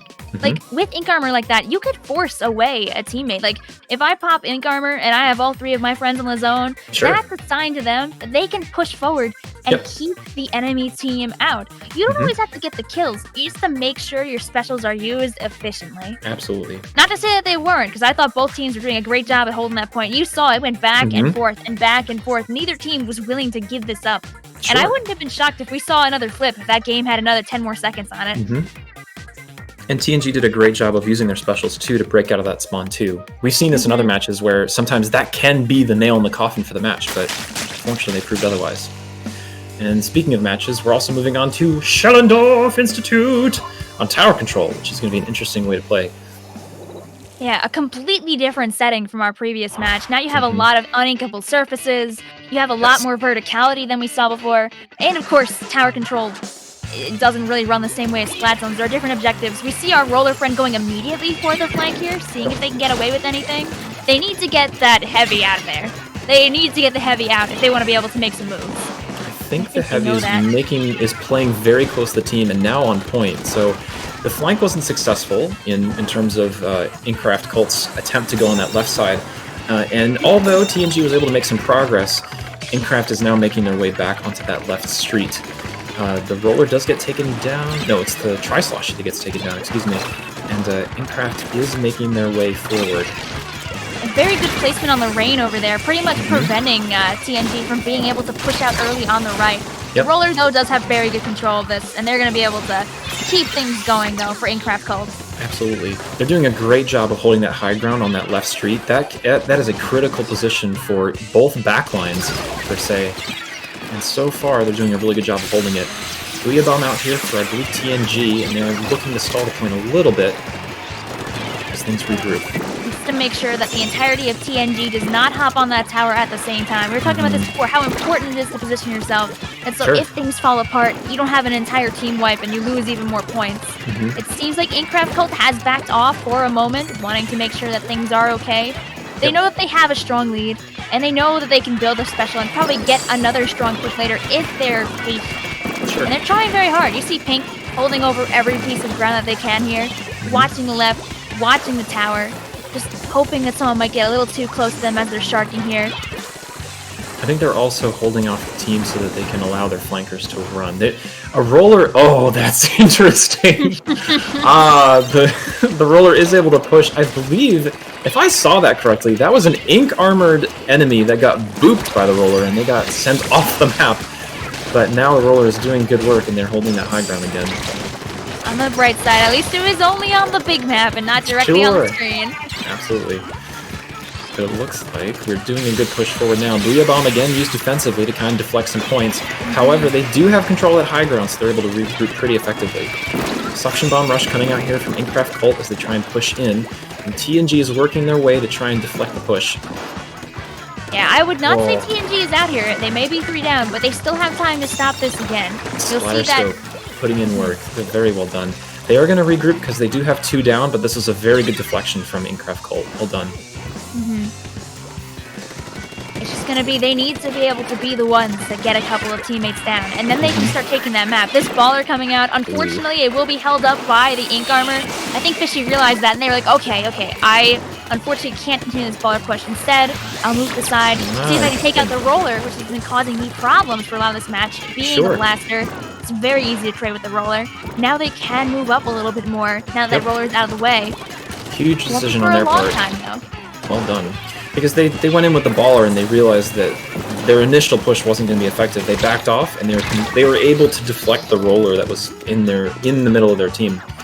Unfortunately, I don't know if that's going to provide much cart progress for TNG, as they do hold the high ground with Waffles, but isn't looking like much progress is being made because there's still a mid-fight going on. There's a lot of distractions going on. You see all these sprinklers that keep dropping down. Oh, a good bomb placement too. Alright, Tri-Sloshies pop their armor because there are 2 down on TNG, and now they're trying to maintain control of streets before the tower gets there, which I think is a wise idea. That choke point can prove detrimental, so Fishy is able to take out the Tri-Sloshie, but the sprinkler, along with everything else being thrown in that neck of the woods, proves their death.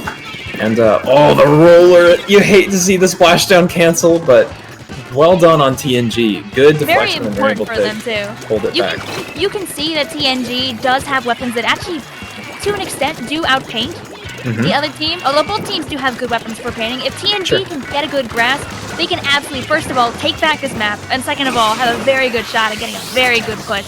The thing about tower control is it really isn't over until the clock hits 0. Which, speaking of which, we are approaching 30 seconds left. Inkstorm is throwing a little bit of damage their way, and it looks like, unfortunately, their team is getting taken out as well. Drowsy's going to choose to try and recover, and it looks like they're able to make a successful retreat as the team regroups. What you can see here that Inkcraft Kult keeps doing is, even as the tower is still being pushed back into the middle, the members of Inkcraft Kult keep pushing up ahead of the tower, which is keeping TNG from being able to push up as much as they'd like. They're being held up. And with that, we finish. And GG's to both team. A close fight. Schellendorf Institute is very punishing in terms of it has those high ground bits, but those high ground pieces can be very high risk, high reward, where you might go for a flank, but if you get caught out, you might be the one who ends up getting sent back to spawn at the end of the day. So GG's to Inkcraft Kult for pulling out that win. Well done. It does look like there was a higher kill side on the side of Inkcraft Kult as well.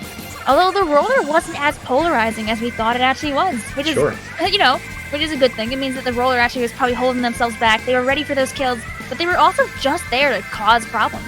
Yep. And it worked out really fantastically on the side of Inkcraft Kult. And sometimes being a distraction can be it can be a huge benefit for your team, because no longer the enemy team is they're not aware of your other teammates' positions because they're focused on you. You're also drawing their fire away as well, which a lot of people say, let's play temp so we can have more defense. Well, sometimes defense in its own right is just creating a distraction and pulling enemy fire away from your team.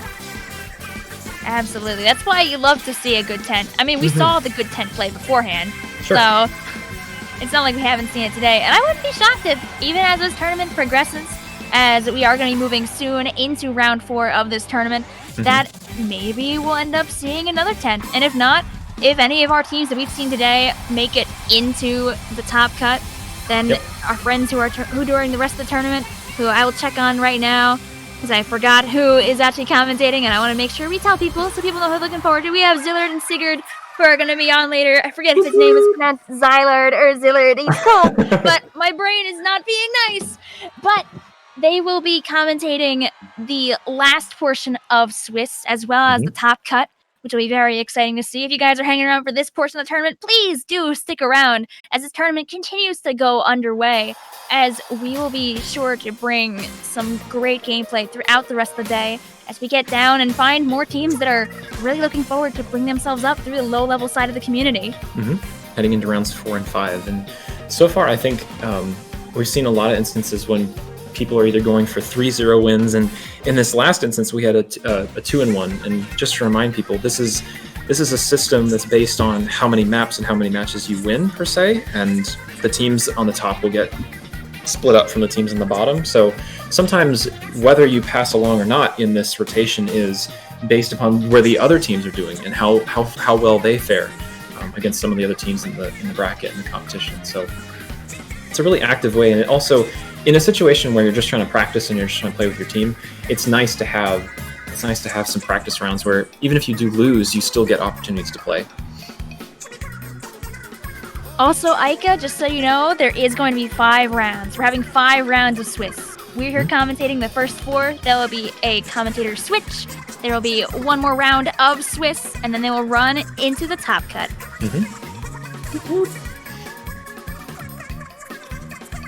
Like, so looking into teams we've seen today, our team, our friends Lightbulb, who we saw got the win earlier, they're actually currently in a very good position right now, having 2 wins in their belt and 1 loss, looking like they may be able to make it to that top cut. Always exciting to see. Inkcraft Kult out here, actually with the 3-0, they have not lost a set yet today. Wow. So we got to see some friends near the top. And do you know by chance if is there a loser's bracket per se, or do the bottom teams get to play against each other? No, there is not in this tournament. Okay, cool. Well, again, the nice thing about this too is that even if there's no lower bracket, this is still in a bubble or in an environment where people in Checkpoint or anywhere can meet up with each other and say, hey, like, you guys played really well, like, we'd love to play against you again, or do a scrim, or do that kind of thing on their own time, which is really cool as well.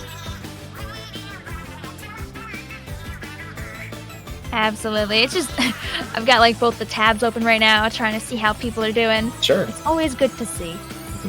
We do have 2 more rounds, and it will determine things. Like, even a team right now that has like a perfect record, if they were to like lose their next 2 games, it could put them in a slightly more dangerous position. It really depends on how other teams do. Yeah. And I love how we've also got, in these instances, when players are able to play with each other, sometimes for the first time, if they're bringing their team together on Checkpoint 1, you might see a lot of people who they're either playing new weapons that don't necessarily do well on their own, but when playing in a team setting are suddenly enabled in ways that you didn't realize before. Like, I know that tent can be a very difficult pick sometimes, but when you have a team that's behind you providing armor, providing turf free to maneuver, it can be a huge shift in how the game is played that you may not be able to see at a ranked level, because ranked you just get thrown in with random teammates and who knows who's on your team. I've heard the horror stories of people going into ranked and being paired up with an E-leader, a charger, and a squiffer. Yeah. And the game said we're playing laser tag apparently.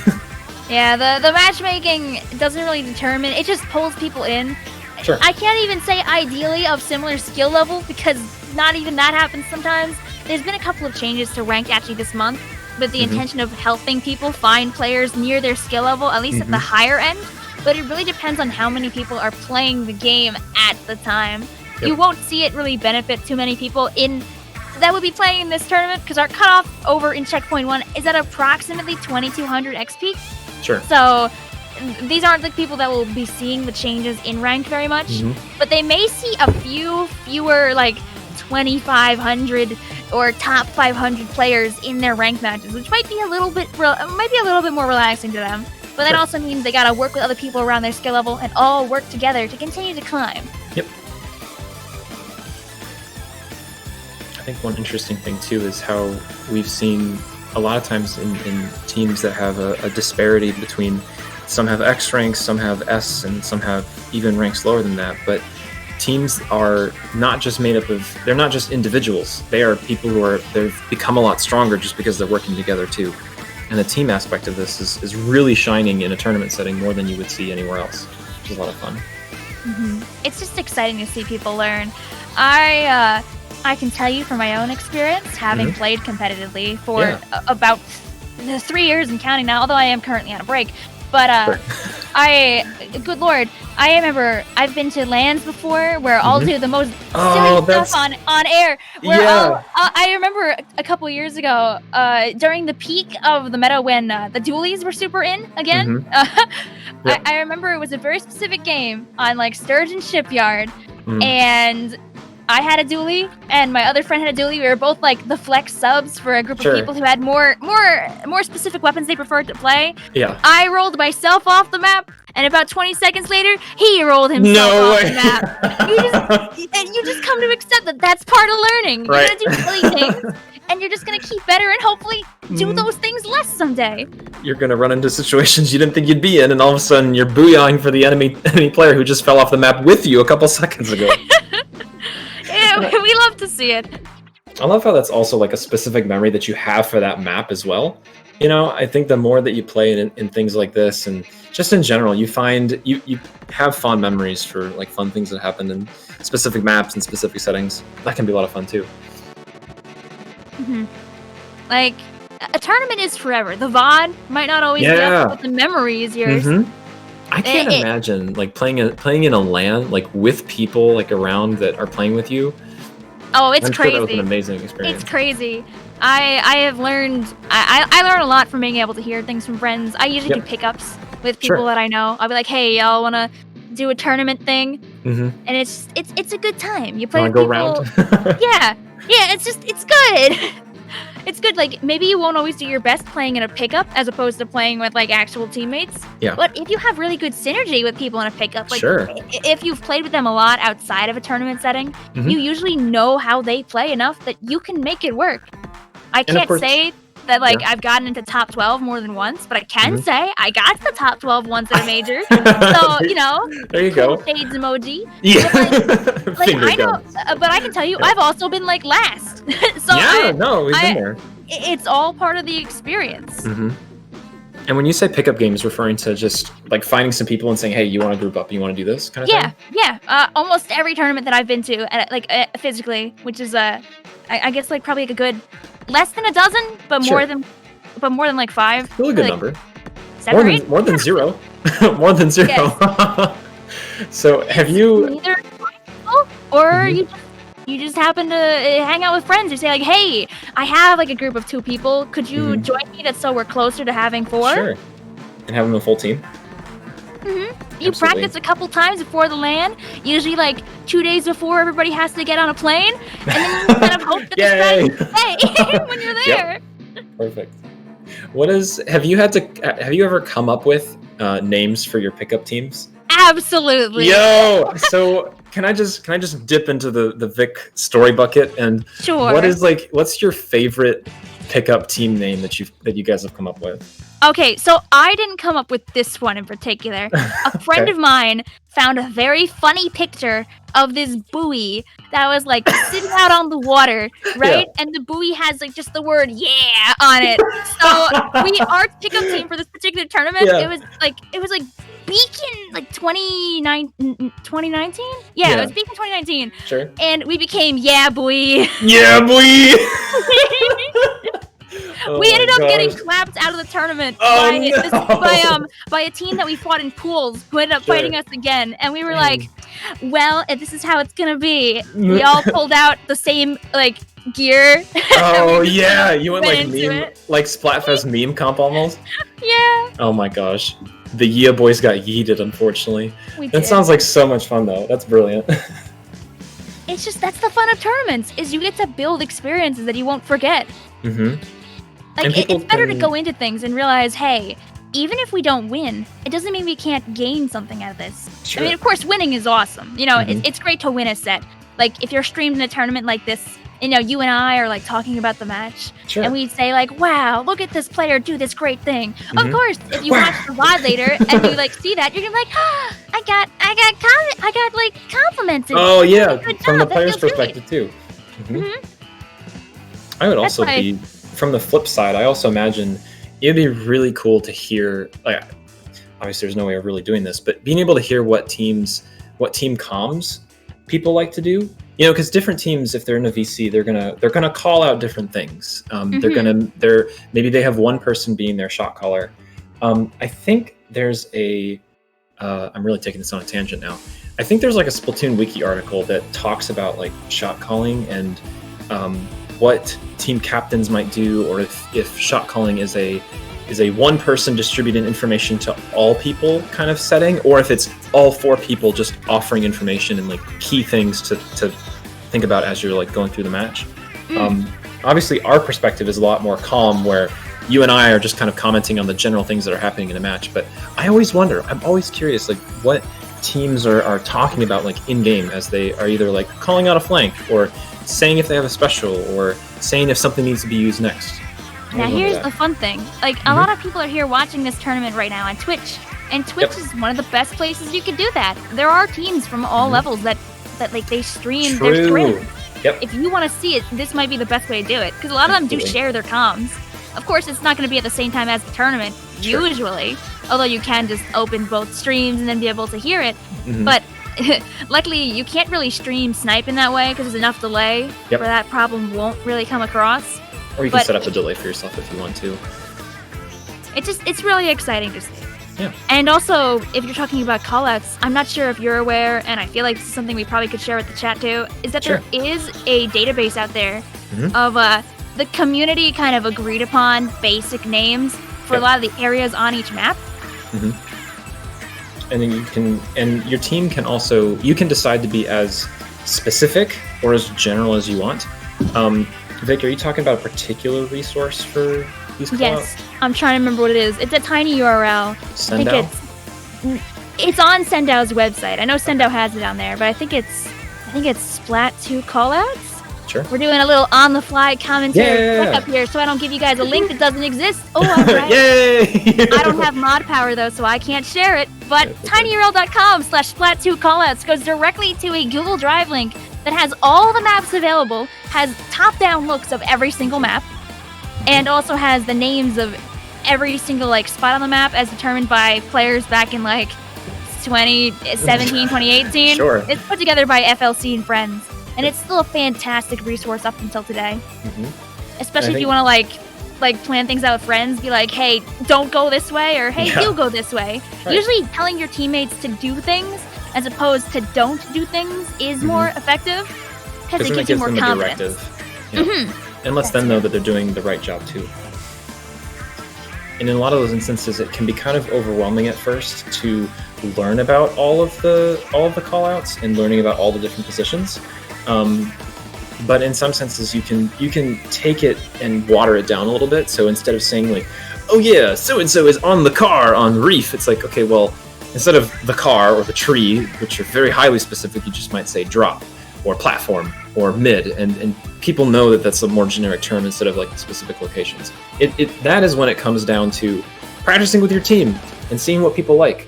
To be completely honest, I played in a non-competitive format. I just played with some casual friends of mine, and we were like, hey, let's try League and scout out, recon the map before we play, and let's like go over some callouts. It was really cool. We were like, oh my gosh, okay, so this is car, or like this is slide, and like, okay, we'll meet up at slide, and then we'll go in. And then I had the callouts like in another tab open on my computer, and I was like, okay guys, let's meet up at car. And then the instant response I got was, wait, where's car? I forgot what that was. So I think it can have good success, but that's the brilliance of practicing with your team, seeing what they like, seeing what they prefer, and going from there. Mm-hmm. You gotta always just avoid making your friends sweaty. If you try to if you try to introduce too many things at once, it doesn't always work. That's why seeing a slow growth amongst your team is just so nice. Like, let's say, for example, like Inkcraft Clan, who I am assuming is an established team because there are people that recognize them like right off the bat.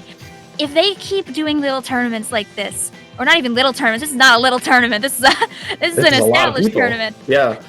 But if they keep doing tournaments like this, if they keep practicing in their spare time, doing scrims, playing in League, talking with each other and seeing what works and what doesn't, if they look back on their journey like 4 or 5 months from now, like if they're still together in the spring, they'll say, wow, look how much better we're playing. Our League points, maybe our League scores are higher. Although using League scores alone as an indicator is probably not the best, because you know, it kind of is subjective to who's playing, and you don't want to get down on yourself because your League score isn't high enough. It's just more about if you feel more confident together as a group, that usually does mean that you're improving. And if you feel like you're playing better too, just as a collective. You can also map your progress through seeing how, like, if you're enjoying the match too. Like, regardless of how your League power is, or regardless how your success is, if you are just enjoying yourself and having a better time playing, that's a huge sign that what you're doing is pushing you in the right direction.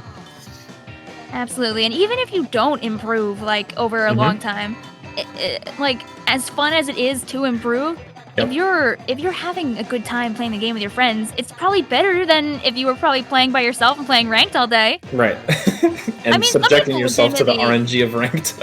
Some people love ranked. Like, don't get me wrong. Don't get me wrong. Some people legitimately enjoy ranked. It's a great way to improve your mechanics, especially if you don't have any friends available. But, like, you don't have to see significant team growth all the time to be able to validate yourself. Like, it's one way to validate yourself. Sometimes team growth happens in, like, spurts. You could spend, like, 2 months being like, are we getting any better? Are we improving? I can't tell. We play every other day, but I don't feel like we're getting better. And then maybe you'll, like, do a tournament or something, and you'll place a little bit better than you did before. Yeah. And that could be, like, the proof to yourself that, oh, everything we've been doing has, like, paid off. Not every team sees that payoff, but, like, it doesn't mean that you're not, like, trying. Maybe you have to try something else. Some people get stuck for a while, and that's okay. And sometimes it could be just trying a new weapon too. Like, even if it's just one player who is, if it's just one player on a team and they decide to try out a new weapon for the first time, and that could enable the rest of the players on your team to do better at their job as well, and could create a huge, like you said, a burst or a growth spurt per se in the team's potential, which is a lot of fun. Like, if that time comes where you see that improvement, it can feel really good. And like we want people to see that. That's why tournaments like this exist. It gives people a chance to learn. And like, let's say that you can't play in the tournament together. Like, maybe only 3 of you are available, and you're like, oh, I can't play today, and you don't have a sub. Why not watch the tournament together with your teammates? And you guys can commentate on what you see and see if there's anything you'd want to try and implement yourself. I love these comments that you guys are sending for callouts. Behind you! Not the bomb. This is classic. This is classic callouts. That's probably my level as well. I'm very good at dying on bombs because I have 0 brain cells going to paying attention to the bombs around me most of the time. Mostly because I'm a little distracted while I play. Like, it's good to play sometimes and not die to bombs. It also helps that I don't keep my monitor now at, like, 2. I used to, like, play with almost no sound. So that's also the reason why I died of bombs a lot. Yeah, Oh, you didn't even hear it. My microphone is super sensitive, so I used to be like, oh, I gotta keep my monitor down low or else they'll hear me. But like, I was like, you know what? No, this isn't worth it anymore. My mechanics are getting better, but I'm dying to bombs. And if I die to bombs less, I can be in the place my teammates need me, and I can be more like helpful to my team. Sure. Sometimes, it's not good to like say like, oh, I am the problem, because in a team there are plenty of problems and plenty of good. It's important to separate the issues that you're making on accident from like the things that are easily fixable. Like and giving yourself a positive outlook is super important. Right. And I think a lot of times one interesting thing that I've never really considered, and kind of like what you're talking about of focusing on the positives, I don't know if you have any maybe ideas or info or examples of this, but one of my friends, she plays Splatoon pretty high level, and she's not necessarily interested in being on a team, but she's talked about coaching.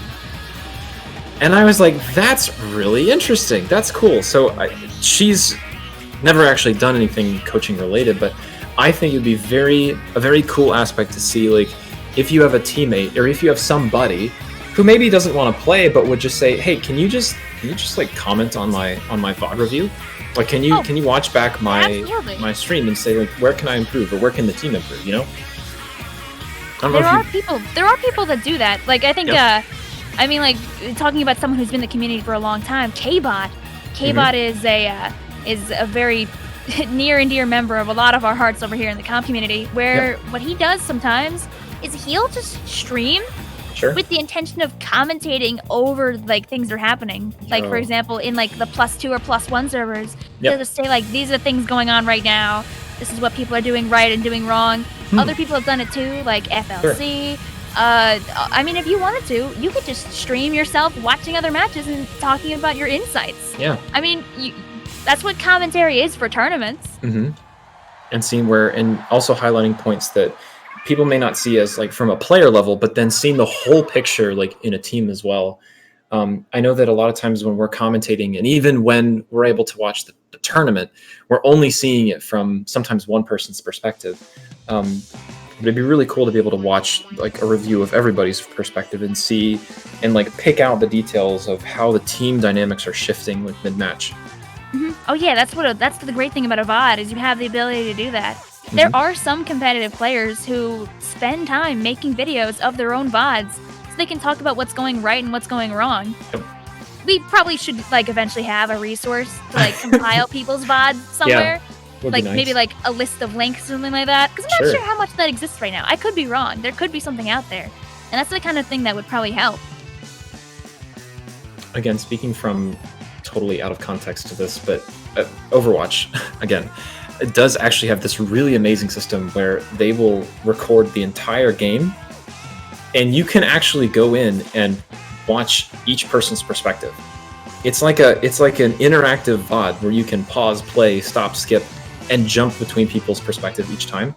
If only. Splatoon, one day, please bless us with the powers of VOD reviewing and being able to, like, watch back our games. That'd be so cool. Maybe in Splatoon 3. I think, did you, Aderon, I forget, did you own Splatoon 1? I did not, but I really want to invest in a Wii U specifically to go play it. I don't know if you are aware, but there was no spectating mode in Splatoon 1. Oh my gosh, really? Yeah, so the way that, like, tournaments, for example, would show stuff is it would just rely on however many players have an Elgato or some kind of other capture card, so people could watch the feed. Dang. So people would have to stream it from the player's perspective, and it would stream out. That's amazing. We made it work. Okay. So Splatoon 2 has been a very big push. So I guess I'll count my blessings then and say thank you for having a spectator mode. Now we have a spectator mode, so we can watch things like round 4. Yay! Round 4 already. Yeah, I know. This has been so fast. And speaking of what we're talking about, we're on Rainmaker on Macomart, I believe. And as far as teams go, we have the one and only Luminescent Inc. versus the Slaying Berries. Beautiful name. A very sweet name for a very intimidating aspect. That also is another one of the the draft teams that was built together on the server, as they do Really? have their own little chat actually in the server. Cool. Hehe, mod powers, Neat. smiley face emoji. Yep.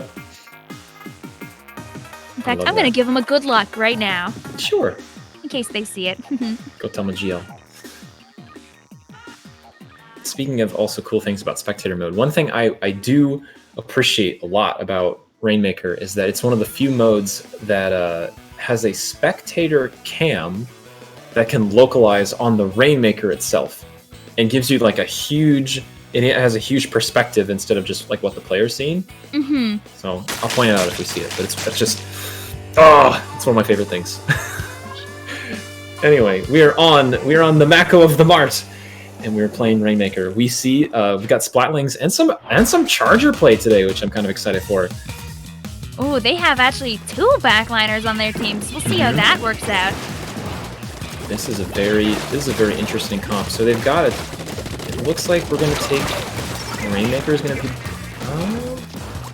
A very good start here though with the 3-down situation. It's just the CDS that's going to be helping to hold back that Rainmaker. Yep. If they can find that CDS, they'll be able to push forward quite a bit. Alright, and it looks like there's the cam I was talking about. As we push forward with the Rainmaker, it looks like Slaneberries are taking a bit of a conservative push as they're trying to keep back Luminescent Ink, and they end up losing the Rainmaker on the north side of the map. And now it is time for Luminescent to try and return that push.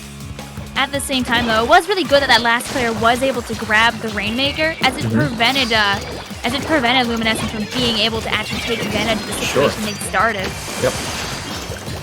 And speaking of, Luminescent is trying to make their best way on the right side, and they are able to take down a couple players. And they also, it looks like we're going to keep pushing the payload forward, but we're only at 61 points. Luminescent is able to take down the Rainmaker as they're on the south side, and the CDS on top are able to control some of the high ground. They do trade at the end, and the Hydra is trying to keep back the front, but the Roller, interestingly, the Roller is doing their job and are able to take down 2 of the Slaneberries as they come through. Yeah, that's going to cause quite a bit of a problem. They have double backline. They're all stuck back at their spawn, and the Roller seems to be just completely unhinged as the Rainmaker just runs it. All the way forward. They do take that somewhat of a shortcut on the left side of the map over those boxes. Unfortunately, Luminescent Ink is kind of able to turn back the tide a little bit. And it looks like they're trying to regain that bubble or Rainmaker possession, I should say. You can see there that they didn't actually rush trying to grab that Rainmaker again. They waited for all their teammates to hop in and be ready. Yep. Absolutely.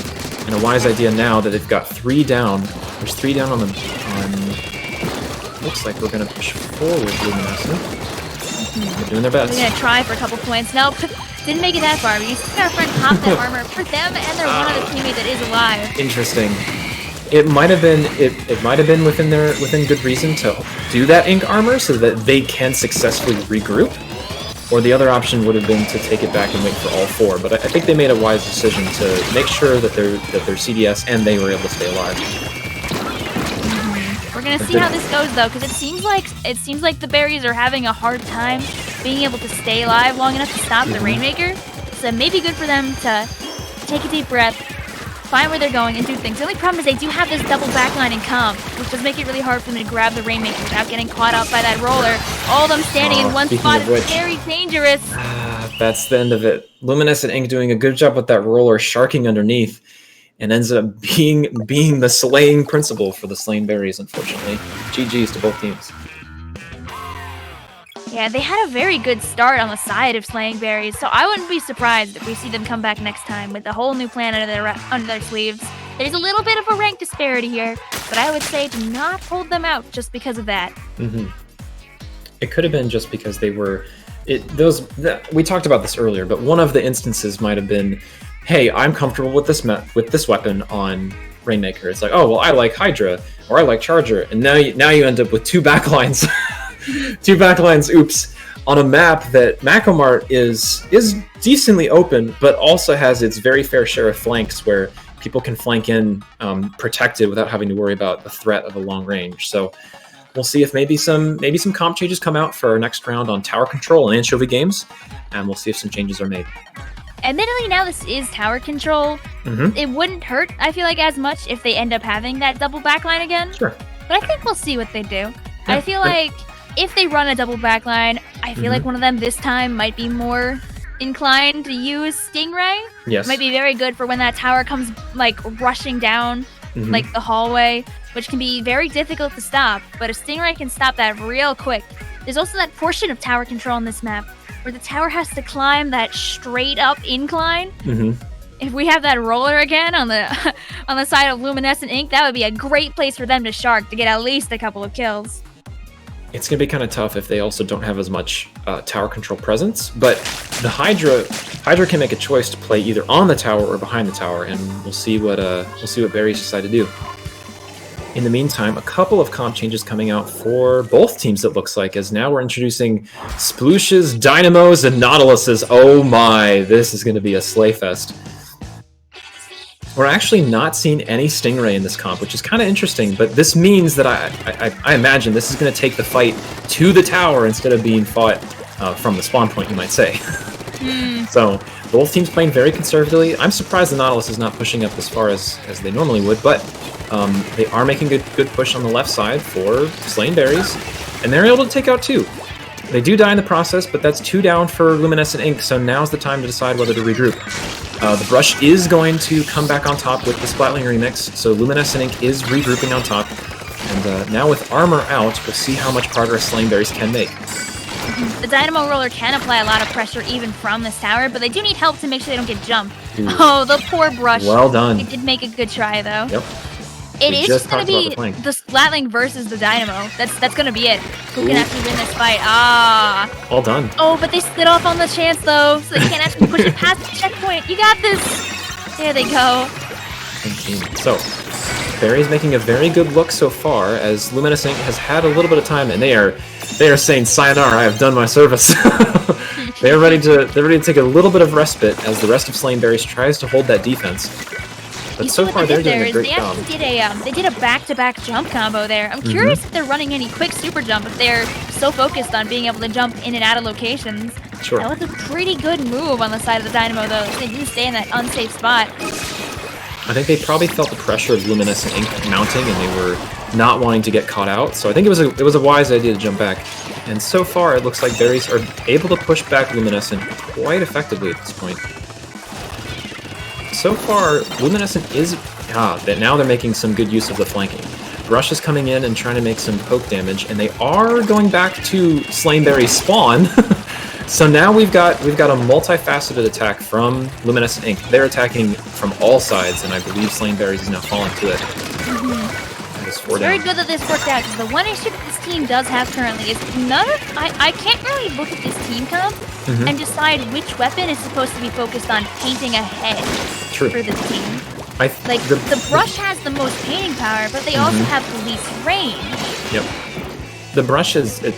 how they've been playing it right now has been actually pushing in as a flanking way, which is kind of making up for the fact that the team can't turf for themselves.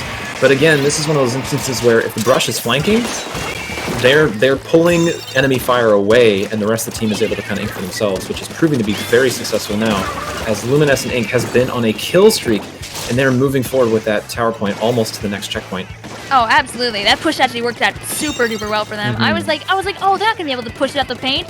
And they said, but what if we just take all the paint anyway? If we do it as we go.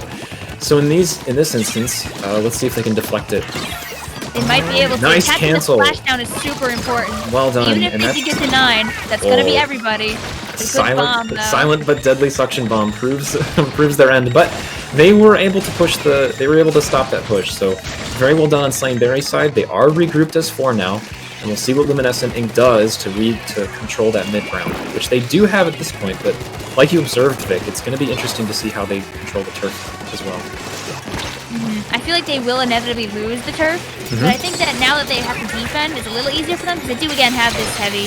They do have the Booyah Bomb. If they're gonna get out, we're just gonna let them escape. Look at that! Look at that perfect movement. Good job.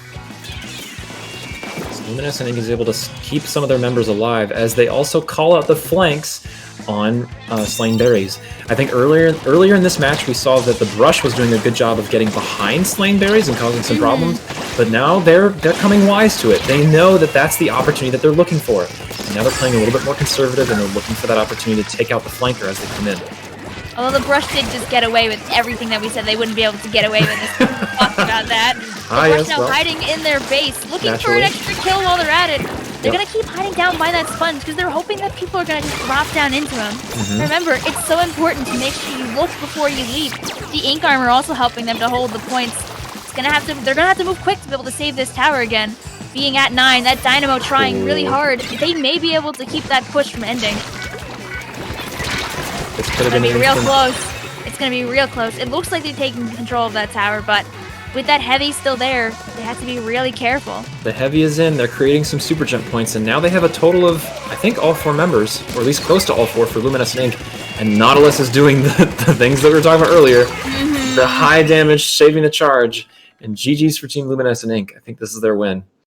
Fantastic positioning on the part of some of the members of Luminescent Ink, being able to let teammates get back in quickly. We were talking about that earlier as well, that it's so important to provide opportunities for all of your teammates. If you move in conjunction with each other, you can definitely go and do great things.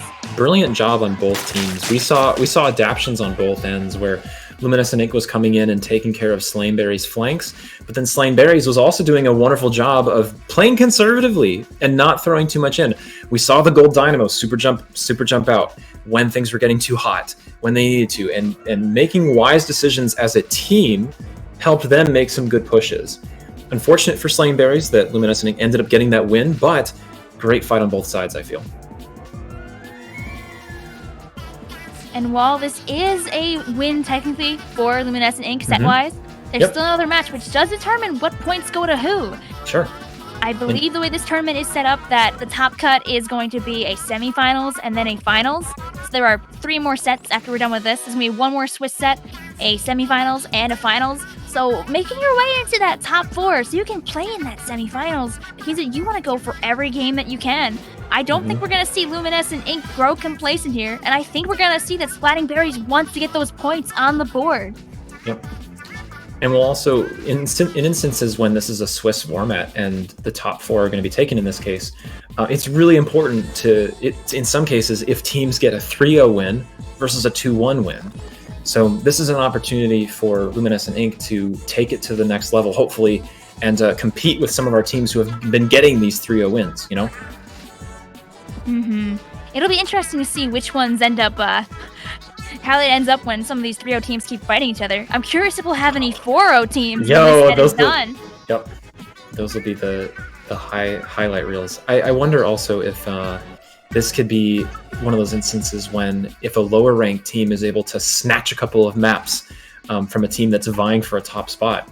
I think this is kind of the fun tension that comes with a Swiss setup where you get to see teams play against each other and wins and losses can make a big difference on who ends up on top.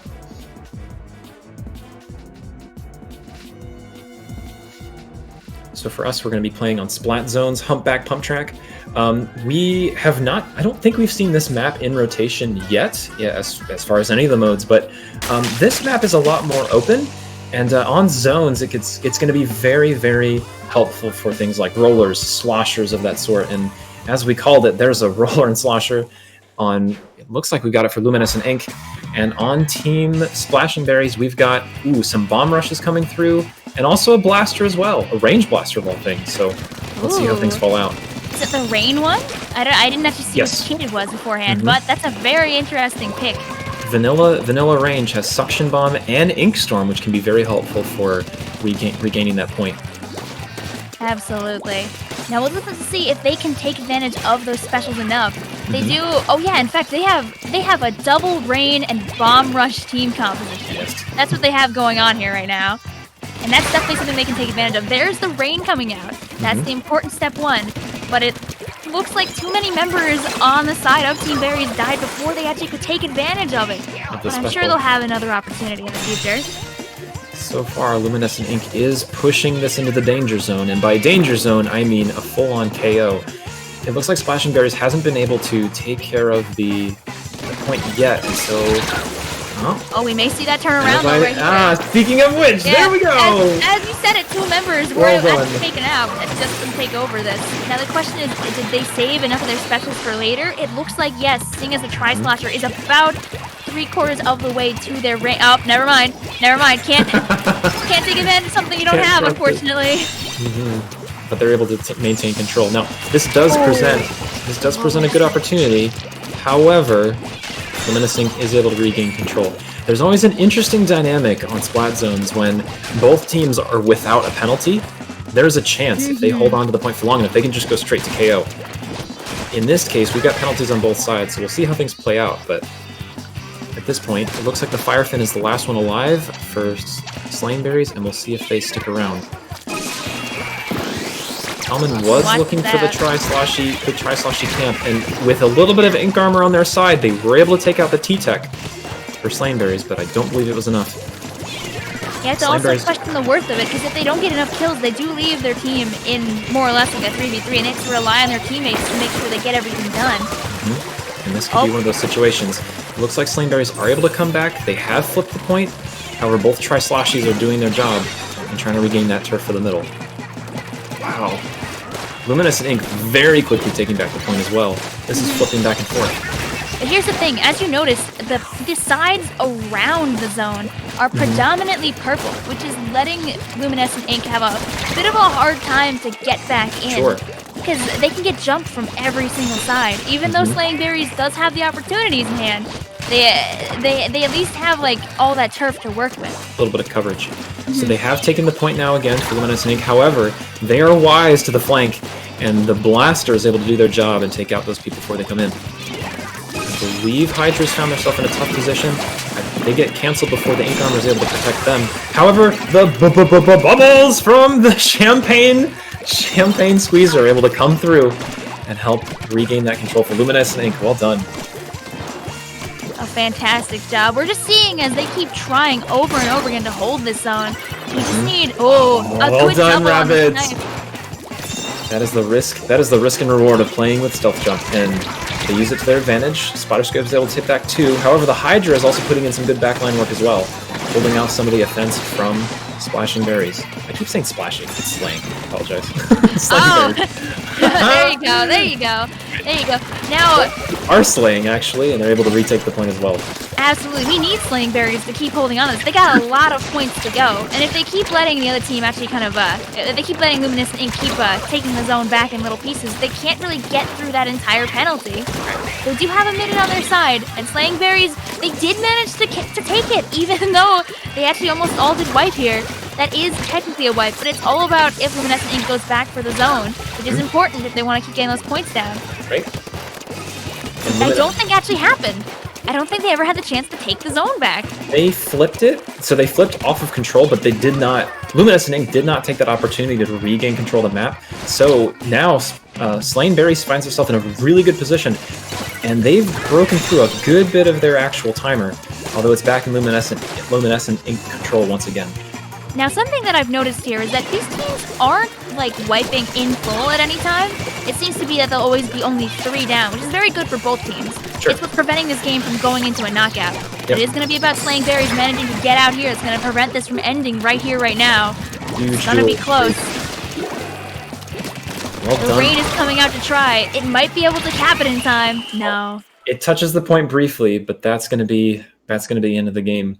GG's to both sides. That was a really good fight, and Humpback Pump Track will do that in terms of allowing a mid-fight to go out quite a bit longer, but the patience from both teams waiting out and not going to a full wipe, like you said, was very, very important for seeing how this went through. But as we've seen, Luminescent Ink came out on top, but let the score not say how these fights went. Although it's 3-0, all of these matches were really tight and a really, really an exciting thing to see.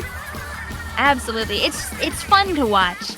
You want that out of like a tournament setting. You feel good, hopefully. If you don't win, if you at least put out your best, then hopefully that's something you can be proud of, and you can work on improving through that. I think both teams should be happy with how they played during this set. Absolutely. Nobody wants a Super Bowl match with a knockout win. Otherwise, it's just the ads that are entertaining.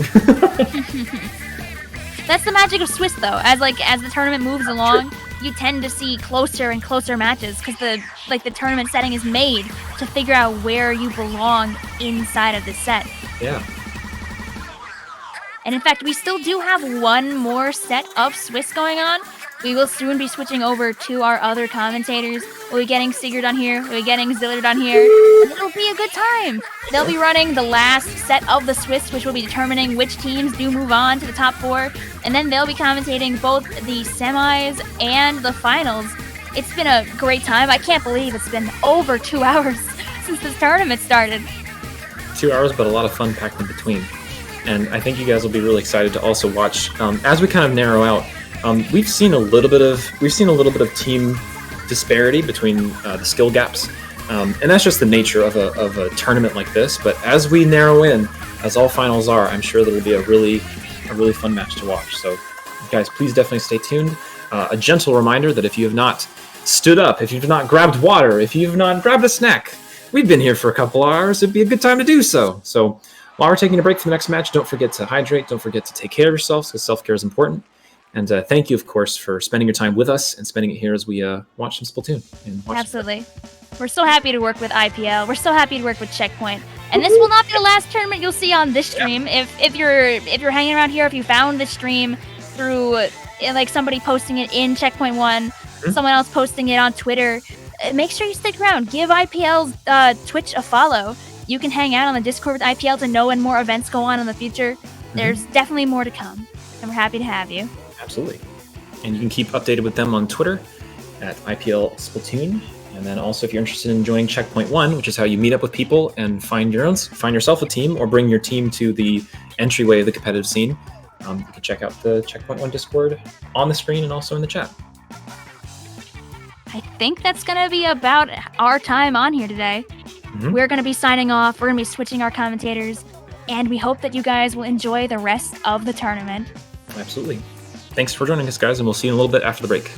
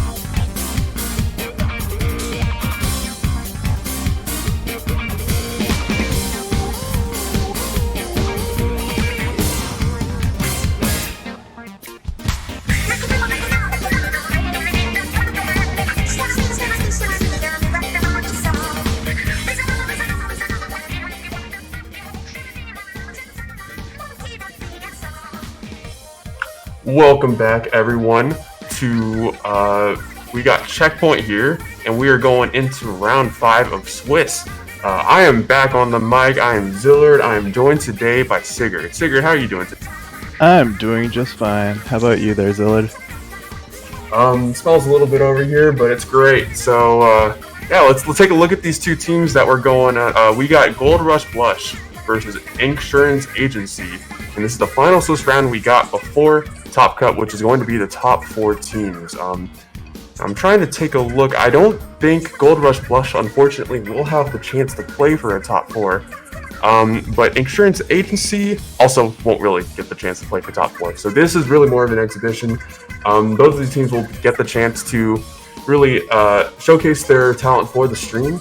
Both teams, unfortunately, are 1-3, but it's always a good chance to show to get a match on stream and show the rest of the community, for these 90+ viewers that we've got right now, what you're really made of. Yeah, I mean, exposure is just getting your name out there, getting notoriety, you know, putting some wins on the board, and hopefully you can make some progress through all of that. Definitely. I've been noticing some pretty interesting compositions here. Range Blaster every now and then, and what I really like about different level of tournaments here is you kind of see a lot more weapon diversity. People aren't really, they're not really, how do I put this? They're not being pigeonholed into the meta, maybe? Is the way, yeah. No, I'm feeling the same way. It's the comps are very diverse. They're not just kind of, oh, looks like we're getting started. But yeah, we're seeing variety, which is nice. Yeah. We will get which team is in which color, but I believe Narujena, Flake, Amber.png, and Empty Hammer, Mountain Hammer are Gold Rush Blush. That is in the blue, and in the green, you have Inksurance Agency. So sometimes it is a little bit difficult when we don't know the team tags, but as we're going into Tower Control Skipper Pavilion, we got some interesting compositions here. A Vanilla Slosher, a Vanilla Splash-O-Matic, a 96 Scout Deco on the side of Gold Rush Blush, and then you got an NZAP 89, a Clapples, and a Tri Nouveau and a Remix on the other side. So yeah, both of these teams have very balanced specials. Oh, we've got, is this Inksurance getting a push here? Gold Rush Blush is in the blue. Oh, okay, Gold Rush Blush, brilliant. So they're advancing the tower forward. But yeah, like I was saying, very similar special outputs. So we're seeing missiles coming out on both sides now. Yep. Yeah, so looks like Gold Rush Blush was able to get a pretty open push, but unfortunately, all three of them go down, and the only one that was left was the Remix, as you see 2 more go down. So playing good defense on the side of Inksurance Agency, but it seems like no team right now is really making the daring plays to go and try and get a massive push here. It seems like it's just a lot of mid-ground stalemate right now. Yeah, exactly. Mind you, we're only a minute and a half in, and this map mode can be really tough, especially until you break like that second checkpoint. The first one sometimes goes quick, but that second checkpoint, that's what defines this match. Yeah, and you see that you got the fastest inkjet in the game with that with that regular Splash-O-Matic coming out. Unfortunately, not getting any picks. Looks like Inksurance Agency trying to get a little bit on the board. But the defense provided by Gold Rush Blush is just really, really solid right now. They've got a lot of strong pressure. Ooh, going down to a chicken. So we've got some trading happening down on that ramp. Got a splashdown. We might see something happen to try to extend that lead if we see a super jump maybe, but they go 2 down. Yeah, still very, very much anyone's game. I think Inksurance Agency is going to really have to focus on getting a little bit more paint on the ground. Then they can start moving up. Maybe they want to go for that flank. Now that they have a little bit of space, Smokey's in a good position, but Smokey's going to go ahead and opt to charge that Booyah Bomb and instead wait for his teammates to push in.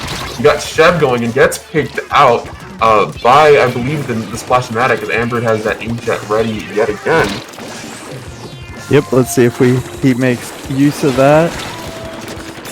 Oh, we've got battle in mid. That's a really tough position for Amber. But he wins. There we go. Yep, nice. Yeah, I was expecting the Slosher to take that 1v1, but nice turnaround.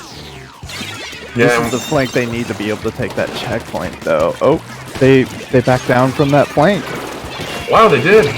That was a good opportunity to do so. And like, speaking of opportunities, I think in a situation like that, the Sasha should definitely be able to use their verticality. That's a full team wipe though on this side of checkpoint. side of Inksurance Agency. A lot of momentum on the side of Gold Rush Blush. Does get knocked off the tower. Can they still keep it going? The Hydra is still playing. Oh wow. 2v2. We've got some deaths on towers. Missiles coming out. Bucket trying to take down what's on Snipe. Oh, a jump in might be a little bit irresponsible here. Do they get punished? No, they don't. The tower I saves think it was a splashdown jump too. Oh, well, in that case, that's a really good application. But unfortunately, they do get picked out immediately, and we got Squids popping at every single angle right now, and finally, Insurance Agency will get the chance to make their first checkpoint push. Yep, they've made it through that first checkpoint, so now this is where things can turn around. But oh, they have somebody go down, splashdown. Amber actually popped a really opportune inkjet, wasn't able to get anything, and that splashdown was just as opportune on the other side. Now 30 seconds left, Insurance Agency pretty much has to get a perfect push. Unfortunately, that Hydra is in a better position to punish anyone on the tower. A trade goes down. That might be the end of the push and the end of the game, barring like, you know, a freak comeback. It would have to be an immaculate thing to take that Hydra down from Snipe now. They have just... I hate to say it, but they have the high ground. Oh, they drop. That's an interesting choice to make. We both know you wanted to say that. I kind of did. oh, and that Tri-Saucer gets pushed off the tower. Amber clutching out off the tower, able to make the defense. And it looks like Gold Rush Blush takes game 1.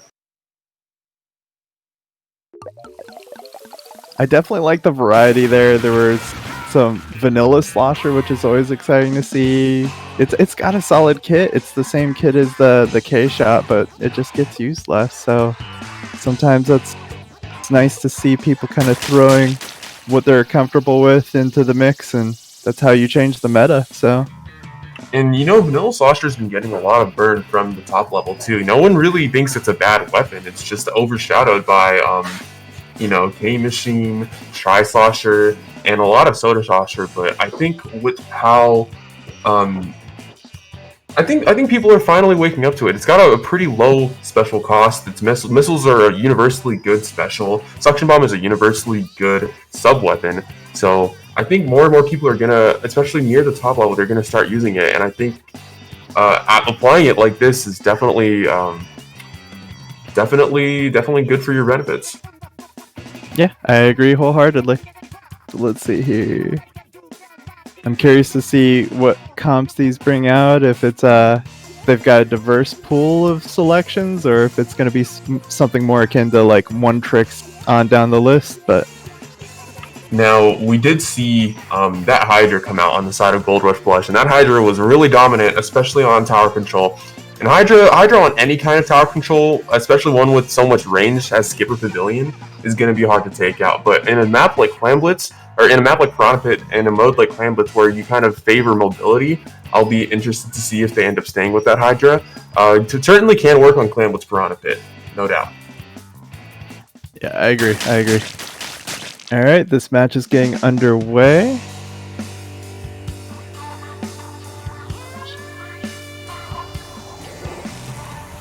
Okay, they brought out the custom jet, the look of it. Oh, that's actually not a bad idea either. Custom jet's fantastic. With that huge straightaway, you can get a lot of damage and even some free picks using that 180 point special from the custom jet. Yeah, you could basically comb the map and like either get assists or just flat out get splats. Now we see Amber.png changing from the Splash-O-Matic to the NZAP, which has the same fire rate and a little bit more range. Maybe opting for a little bit more of a support thing, but they're doing it actually high level strategy of clam hopping, where they're opting not to pick up the football, and instead they're going to just pass the clams around. And now they have the football. Oh, they are able to get. That's a 2 clam push. That is what you want out of clam. Wow, the follow up is amazing. I will say I did notice them throw the clam 3 feet away from the basket, so we do catch everything, but fantastic play coming in from the side of Gold Rush Blush yet again. And that is a huge push to 33. Inksurance Agency able to make some solid cleanup, but they have a long road ahead of them. Yeah, it's not insurmountable. There's plenty of match left, so don't count them out yet, but that was a push. Whew. Getting picks here, it's a 4v2 situation. That rain playing a part in slowing their mobility, but not getting any sort of kills off of it. There's a trade in mid. And I think what Gold Rush Blush is able to capitalize on is Inksurance Agency is kind of they're sticking together, but when they do, they're not truly safe. Their positioning and their placement is going to be everything. Like, look at that, Amber able to turn around and get a couple of picks, and that's really because Inksurance Agency wasn't able to capitalize just quickly enough, and they're a little bit more out of the open. When you're at this low level, you'll learn very quickly that positioning is going to be everything. Right, so like that sort of rule of thumb, you want to be close enough to be able to throw a lethal bomb or assist a teammate, but not close enough to die to the same bomb. So, right, play to your strengths and minimize your weaknesses. Right. Ooh, we've got some trading happening over by the hump. Is that a? It's hard to tell where there's a push happening. There's a ray coming out. And Naradena is applying that ray in the perfect position possible for this map. That's exactly what you want to be doing when you have a ray on that map. You just want to point it down the middle and just get damage on people. Yeah, exactly. Well, this is interesting. The junior getting a pick. Ooh! Going down to a random bomb there. Oh, and that's a full team wipe. Yeah, that's a wipe. And they can do something with this, but they only have 7 clams. They might not even get the chance to get a football in. Nope, it looks They're trying like to pass the clams in. That's bold strategy and payoff. And well, they still have 3 specials, so they can do something with it. It's just that they have to apply it properly now. And there's the Booyah Bomb and the missiles coming out. There's Splash down. Yeah, all these specials coming out. It's going to be really hard to retake mid. How about MC Hammer living through all of that? That spoke too soon. Right, there's the, as our predecessor said, the commentator's curse. You speak too soon and, ooh. Alright, that junior and the torpedoes definitely putting in some work, at least to try to reposition people. Both teams have clams in mid. Oh, I don't even know how he was able to pick that out, but that's a good opportunity. You got 1 power clam finally ready, 1 minute left, and no specials out for anyone. You do have a man advantage, so Inksurance Agency does want to get a chance. Fortunately, the clam carrier goes a little bit too quickly, and they won't be able to get that clam. Oh, they are! They just reset the timer on his ult. Fortunate. Yeah, 30 seconds left in 3-down situation. Inksurance Agency is once again caught in the same position as they were last game, where they kind of have to play everything perfectly, and holding forward like that into bubbles is definitely not the play you want to be making. No, especially when you have 2 people looking to pop those bubbles, so it's... They do get 3 down, and they get a push. Can they get some clams in? They have 8 seconds to make this up. Oh, the splash down, but not able to get the barrier. Yeah, that's game. Really valiant effort coming in from the side of Inksurance Agency. They were staring at like a 4v2 situation. They're able to turn it into a 3v1 actually. So yeah, they didn't go down without a fight. So they get 1 more game out of this, as it being a play all 3 situation in Swiss. So hopefully they can put up a win. And we've got Rainmaker on Manta Maria. Seems Rainmaker, like Manta Maria, oh, go sorry. ahead. Oh, go for it. Yeah, I was gonna say the backline seem like they're kind of making or breaking these games here. So it'd be interesting to see what backlines both of the teams pull out. Yeah, I think Smokey's kind of been sticking on that remix, and remix is a great weapon to continue grinding if that's going to be the role that you want to play, because remix has gotten a lot of great applications over the last 2 years. Yep, I agree. It identifies weak points that you don't necessarily need to call out because you could just constantly keep them pinged, or you end up with the Booyah Bomb. It's only gotten stronger, honestly, since its introduction, really. So there are just so many applications, especially on this map. It could potentially cut off the cut. So that'll be I wonder how that will play out. Yeah, definitely. I always knew Manta Maria is like one of the best roller maps, and you as a roller main, what do you really think about this map? I enjoy it on some modes. Rainmaker, kind of. But ultimately, if it would have been something like tower control where you can have additional flanking options, Rainmaker at least gives you the opportunity to go up left. So it's got more avenues, but a lot of sort of tight fights in streets may not work out well. But I'm curious to see if anyone has those off the cuffs. I think a slosher would definitely put in some work, especially if like retaking bunkers and stuff like that. Seen a few of those already. Definitely. Let's go ahead and take a look at any composition changes. You got the Squeezers coming back, and you got the K Machine and the Neo Sploosh 7. The Sploosh 7, not the Neo Sploosh 7, but that is a fantastic pick from the side of Inksurance Agency, actually. Enya going on that Sploosh 7. A lot of people, especially at the top, know that if you're having trouble with Rainmaker, just slap a bunch of swim speed on that Sploosh 7 and you will stop having trouble. It's true. You get the run and gun. Okay, they get the pop Inksurance. And then look at that, they and get a you're pick. sliding all over the There place. we go. Yep.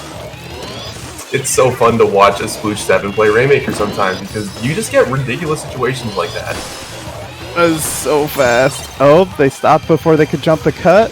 They haven't called out the 96 gal. Able to get 2 picks for it. Right.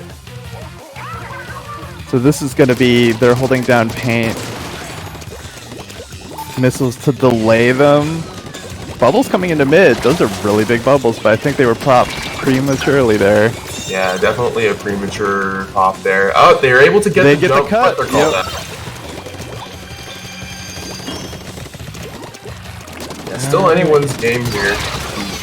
Gold Rush Blush doesn't really have any reason to be worried about this push. Smokey's back on that Hydra, actually. Not back on that Hydra. First time pulling out the Hydra. It's the first time after being on the remix for 2, so that was an interesting shift. And then we have the jet being the vanilla jet, so got they've got their missiles out. So we see very similar special outputs, but different ways of getting to it. Alright, this is the counter push. They're not going the cut, they're going straight street, and is it going to pay off? They've got missiles. Nice pick by the Rainmaker. Ooh, there's lead. There's a really big lead. There's a dunk. Woo! That was swift.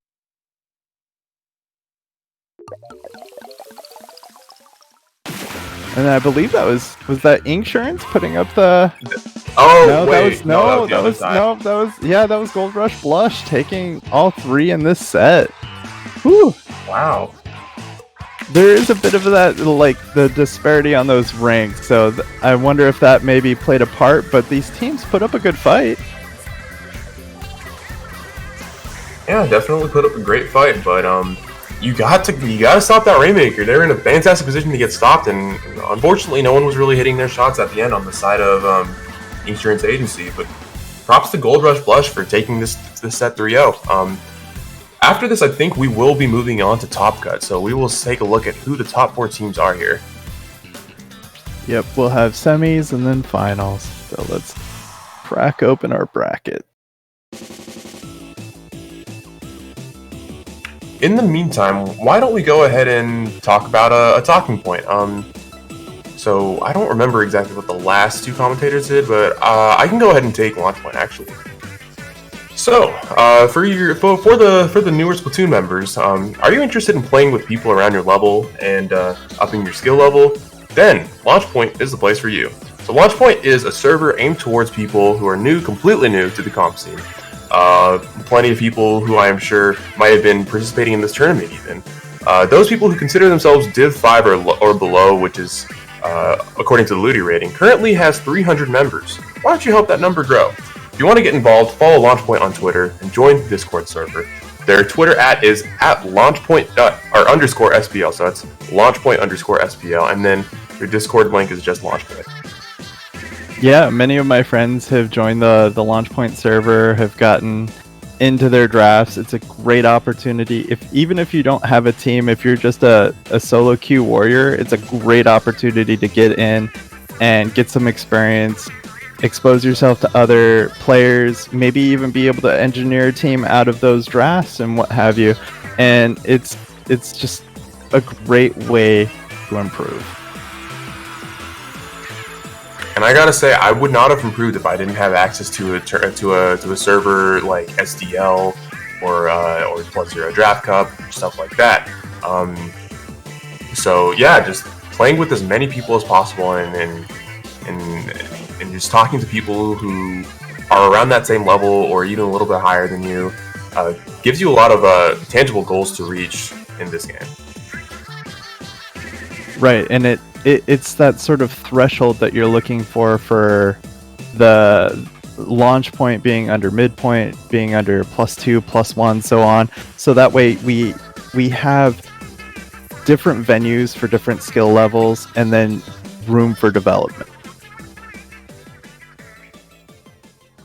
Plenty of room for development.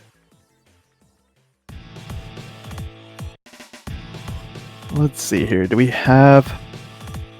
Oh, it looks like we're still waiting on some of round 5 to finish out.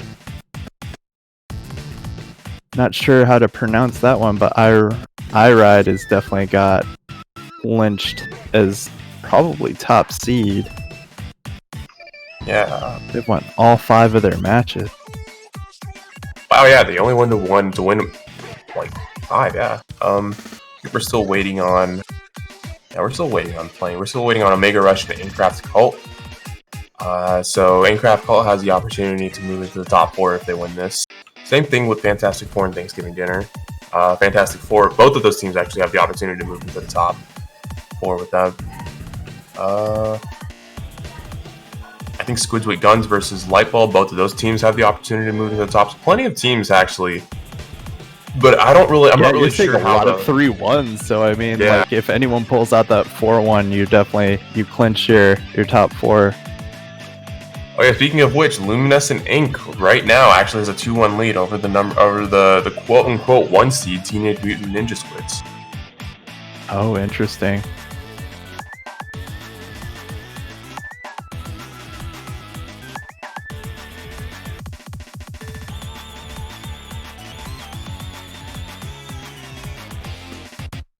Looks like we're definitely waiting for a few sets here. Mind you, it could just be that they're not reporting their scores as they play, but they're waiting till the very end to report the scores. I mean, after all, we did actually commentate at 3-0, so there's still plenty of time for teams to finish best of 5s, actually, potentially.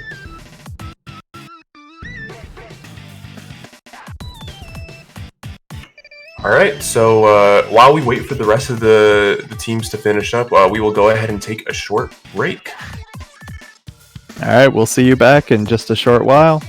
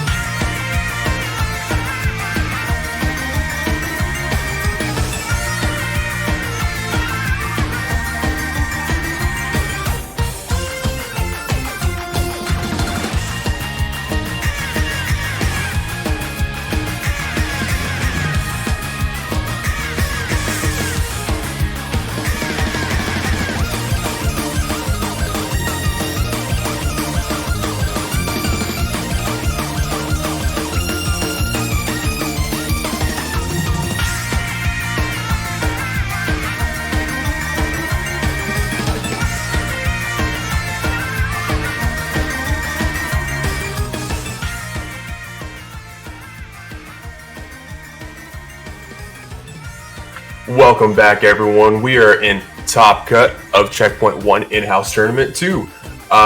Today we got two teams at the top playing each other, and I don't remember what their names are. Secret, do you remember? It's Iride and Thanksgiving dinner, if I recall correctly.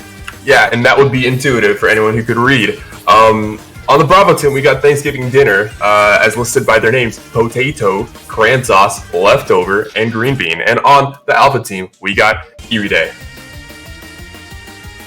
Yep. With the, so we've got Red, Narco, Nesto, Kibi, and they've both got a pretty expansive team list, so I'll be curious to see if there are any sub-situations. Now, Iride, and we've had a debate on how we're actually pronouncing this, but I believe Iride is the way to say it. We might even affectionately call them as e-reader.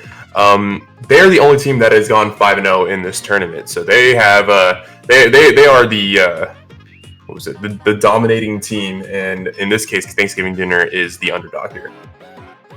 Yep, absolutely. Going into the semifinals match, it's going to be it could potentially be an uphill battle, but we shouldn't count Thanksgiving dinner out. They did get a 4-1 situation, so they dropped a 1 set. They could come back around pretty easily. It looks like we're getting started here. And we've got Manta Maria on Splat Zones. Yep, going back to Manta, like that last one. And we got a much more meta comp, I would say. The most off-meta pick I'm seeing here is the Ballpoint, which once previously was the most meta backline in basically the West, and we got the KL3 as well. So interesting to see how both of those picks are going to fare out on this side of Thanksgiving dinner. Got the usage of torpedoes to try to get that bunker situated, but looks like Thanksgiving turkey's coming back around. Nope. Oh, and unfortunately, full zones there. Yeah, no green beans and no cranberries for Thanksgiving dinner this year. But we got Potato coming back in, has the turf a little bit, hopefully to get that hammer. Gets sussed out by the CDS. Can they get the pick? No, going for the fall. Does not get it. Potato in a kind of tough position, going through rain and still trying to push through it. There's the hammer. Can they get a pick here? Oh, they get a pick on Nesto. Oh, almost had a double, but they got surrounded.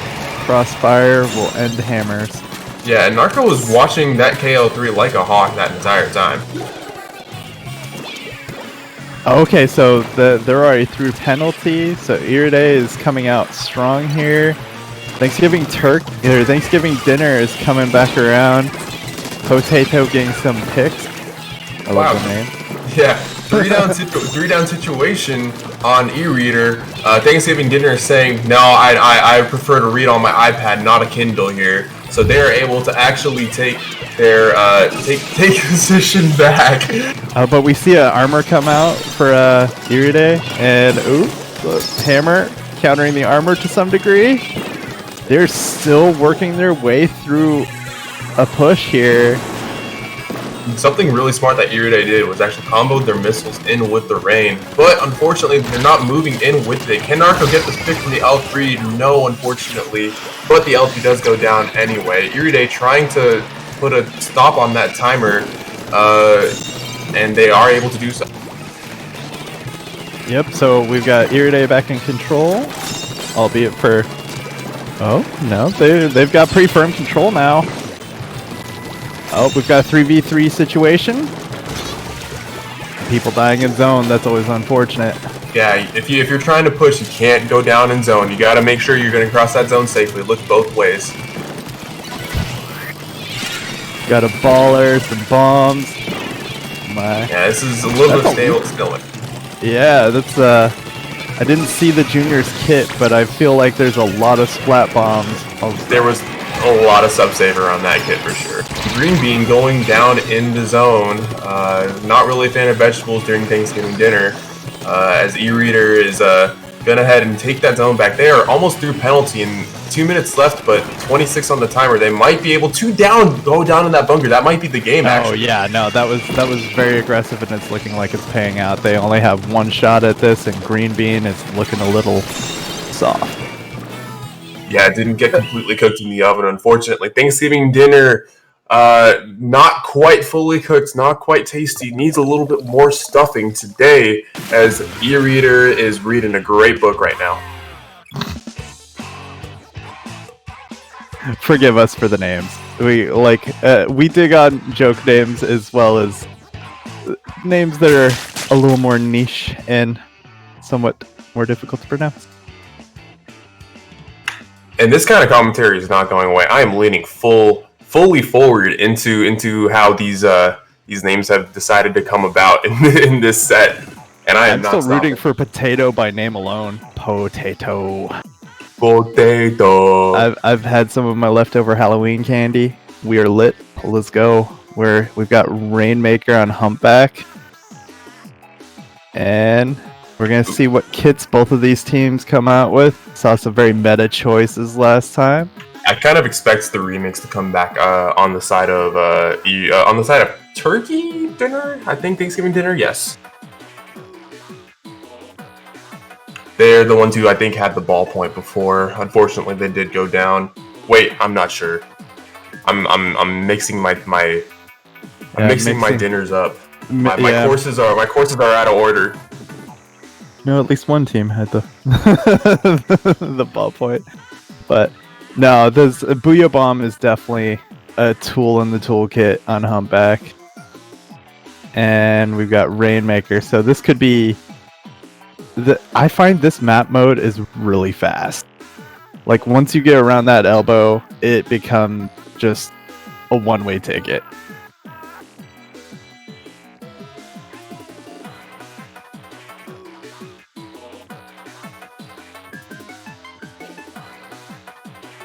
We've got some in chat. I'm not sure if they're OMGing our commentary or OMGing our potatoes. Potatoes.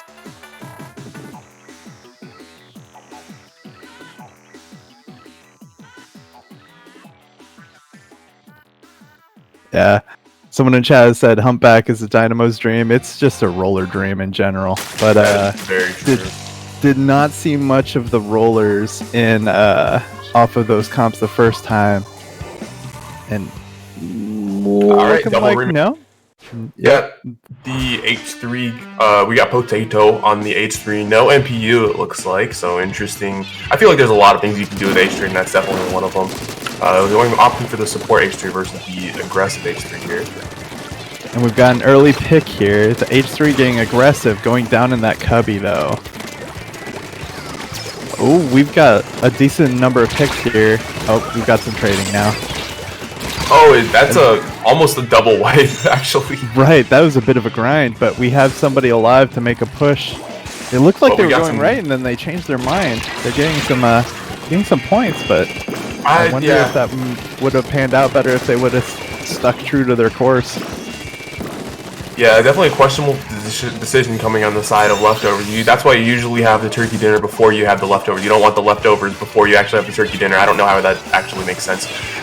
Anyway, e-reader going ahead and pushing in towards their right side, and they're making coordinated push. Yeah, and they have that's a lot of down, and then we've got a heavy out of position. And that might covering be the their game. tracks really well. Iride, that was swift. Yeah, Iride taking it 2-0 actually over Thanksgiving dinner. Going straight to Christmas actually, skipping right over Turkey Day. Oh, don't say that. I enjoy myself a Thanksgiving dinner. Oh, so do I. But Iride says, you know, we have a lot of books to read, and we just can't let that Thanksgiving dinner get in the way. The ranks are fairly balanced here, so we're seeing matches that are kind of, I think they're just getting away sometimes. And like I said, that Rainmaker on Humpback can be a very quick match. If you round that corner, it's over sometimes. So, and that was one of those situations where it was just. Anyway, a much slower game mode here, actually. Top Control, Inkplot, Art Academy, especially with those 3 really defendable checkpoints on Inkplot, Art Academy. It's going to be up to Thanksgiving dinner to prove that, you know, they know how to slow the game down and, you know, let that turkey baste for a little bit. The puns just keep it coming. You think I'm going to stop? I'm not going to stop. No. Don't stop. It's nowhere near Thanksgiving yet. We have to throw this up before we put up our Christmas decoration? Or wait, hold on. Tell me you haven't already put up your Christmas decorations, Ziller. No. I'm actually not very. I'm not the kind to decorate. We usually wait until after Thanksgiving to do so. But I mean, when you got a fantastic Kindle by your side and a couple libraries of books, you know, maybe it's more. Where am I gonna go with this? You never know. Is my sentence gonna end? I don't know. I know I'm waiting with bated breath just to see, like, is there a punchline? What's the punchline? Sometimes I just wanna take my trusty Kindle and e-read a couple of books instead of worry about Christmas decorations or Thanksgiving dinner. You know, sometimes I'm just that well read. All right, so next match, like you said, we have Tower Control and Inkblot, and we are starting up.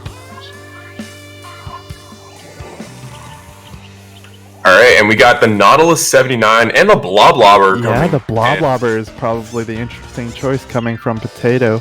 Now, I've never really seen potatoes getting cooked in a bathtub, but you know what? Try anything. We've seen some crazy things. Ooh. Potato going down.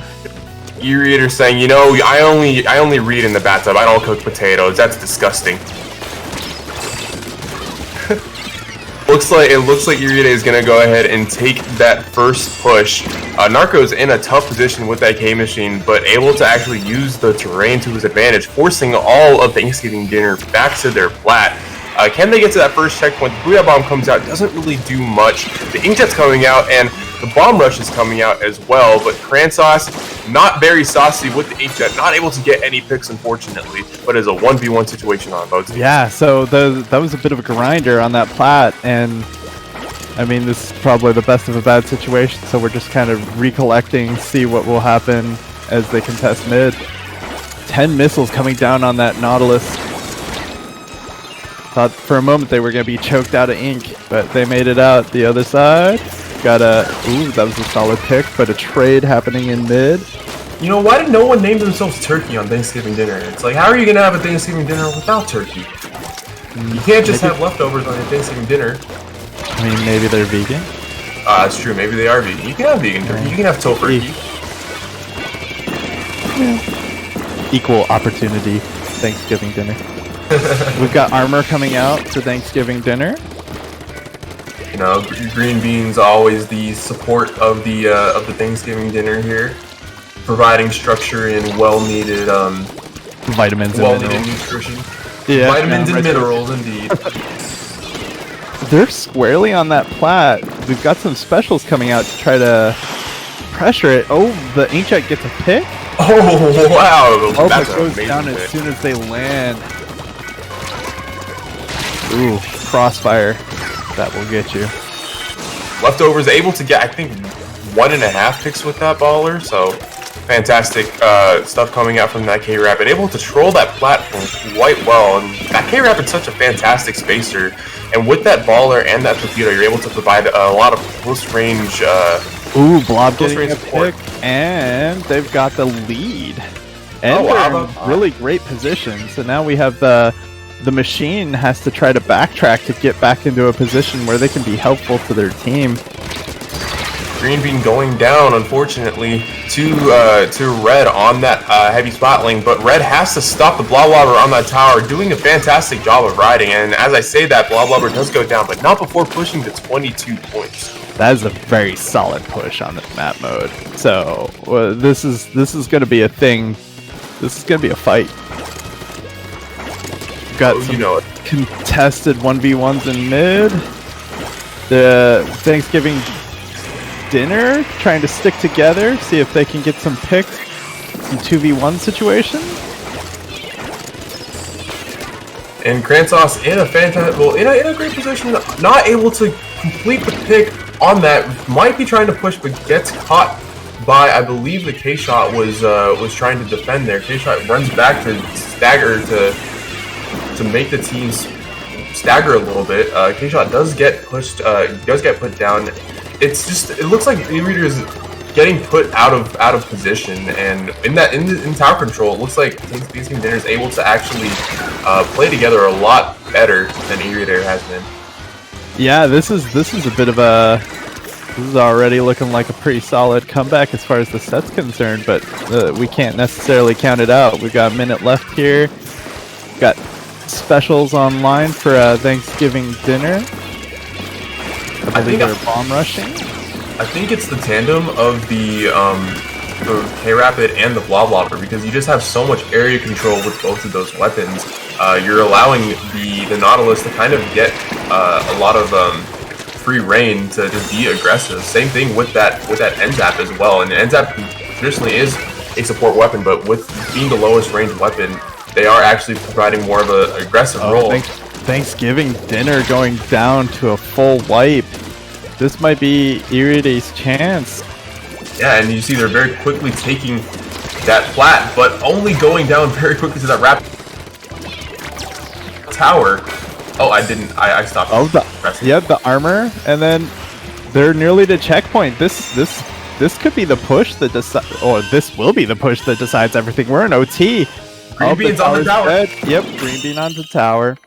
Thanksgiving dinner pulling out a win and putting this set at 2-1 favor of Iride. This could be a run back situation. This totally can be. Yeah. Well, Iride was actually, they were in a good position. They just weren't able to punish the Bloblobber well enough, and Potato did a fantastic job of just staying on that tower in that one push and paid massive dividends for them. Yeah, absolutely. They just had the map control, and sometimes that's all you need. It comes down to pushing the objective. Turf will make that just as easy as getting all those picks. So that bomb rush, just kind of spacing people away from the tower, clutched it out for them. Alright, so the next map mode we're looking at is going to be Splat Zones on Anchovy. What are your thoughts on this, Zillard?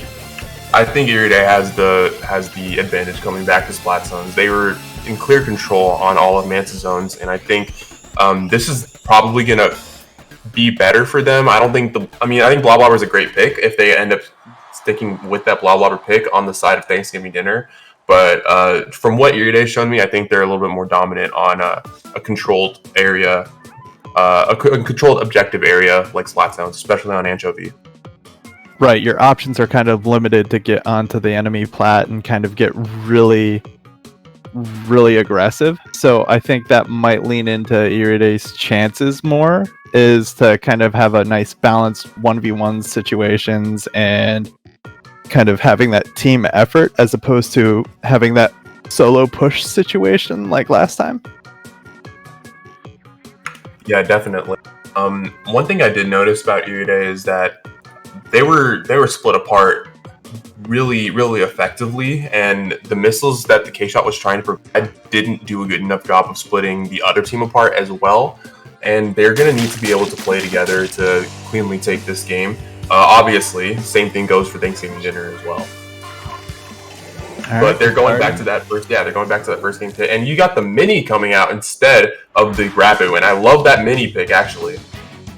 Yeah, I agree. And then on top of that, it's looking like the Bloblobber is the backliner of sorts, which solid option. They stayed alive for much of that last match, so got very meta choices coming out. Ooh, the zap goes down on the side of Thanksgiving dinner.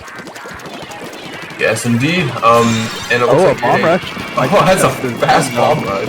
Because within 25 seconds, that bomb rush came out. The Inkjet's already ready from the side of the Nautilus, and will it come out? Pairing that Nautilus with the Mini, I think, is such an underrated strategy. Both weapons can paint so aggressively. Nautilus can,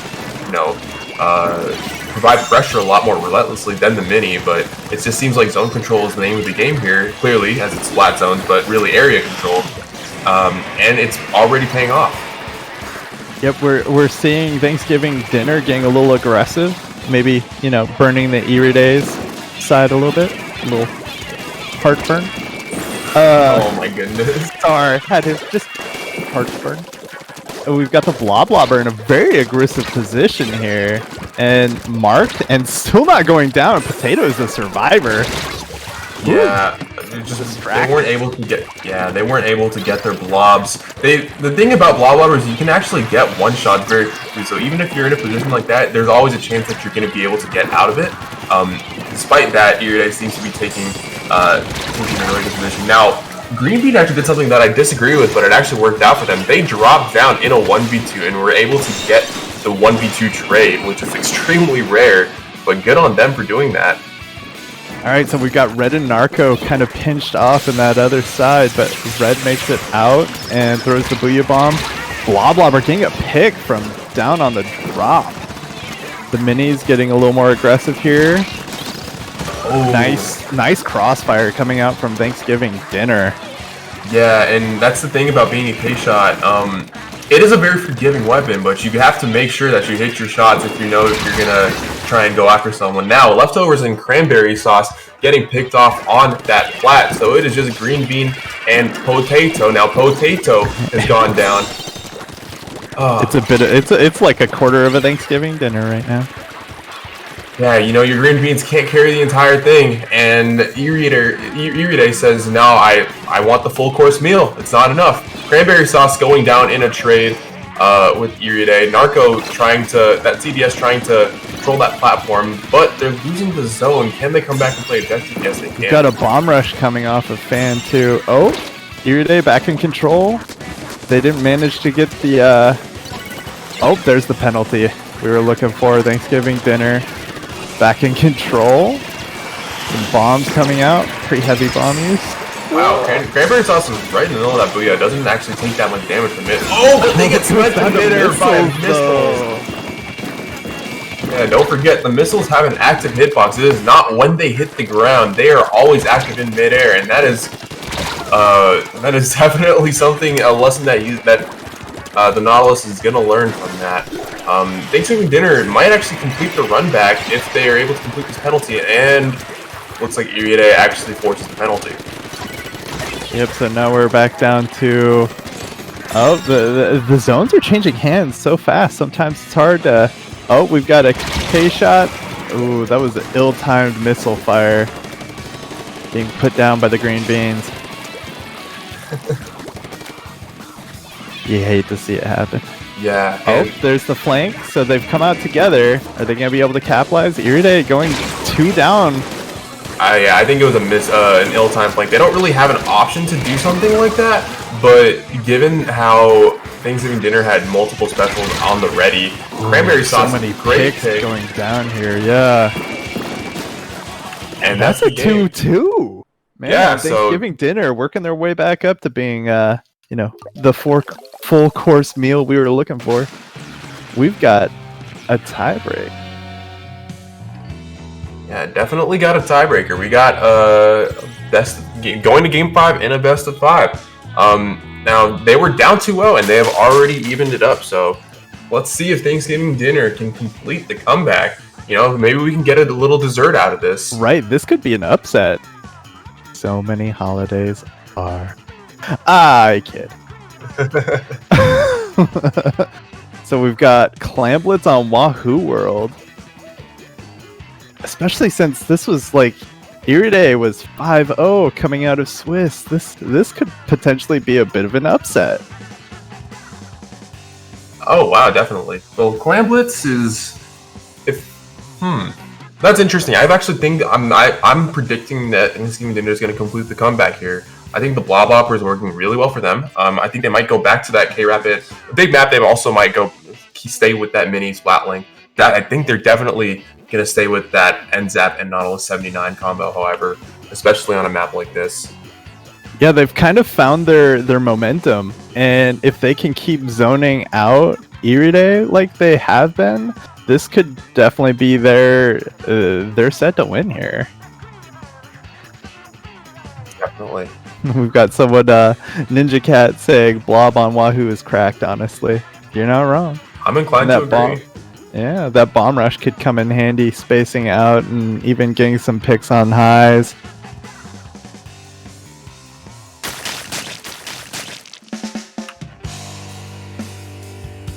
Alright, we are starting. right, and we got the K-Pro coming out, and same comp. Oh, that's a K Junior. That is actually not an N-Zap. K Juniors. Oh, that's fantastic for pushing. They don't necessarily need that armor with how much paint they're putting out. On the other side, however, you got a much more traditional composition, the double Booyah composition, actually coming from both that K-Pro and that Heavy Remix. Now, as we see both teams just painting, you already see that special ready for both the Bloblobber and the K Junior. So you have to be very aware of when that K Junior's got bubbles, because as soon as they go pop, that's it for you.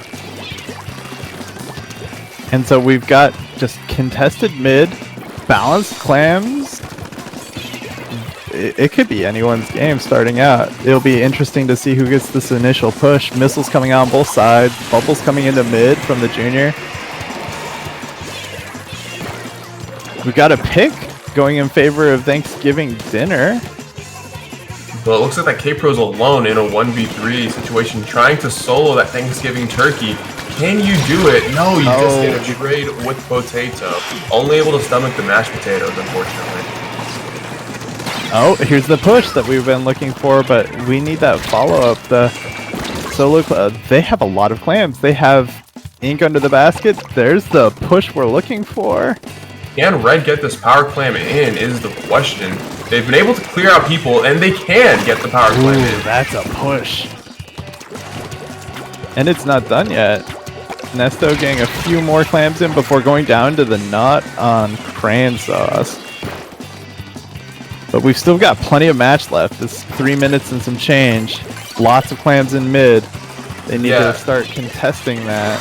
So Thanksgiving dinner actually has a little bit of an aggressiveness problem going in here. I think they're going to need to be able to combo their specials a little bit more to counteract that, or at least the Nautilus is going to need to be a bit more aggressive and go for those risky picks, risky plays, because that K-Pro K-Shot N-Zap combo is really difficult to deal with when you're a Bloblobber and a K Junior. Right, the crossfire is just like a single misstep could end you.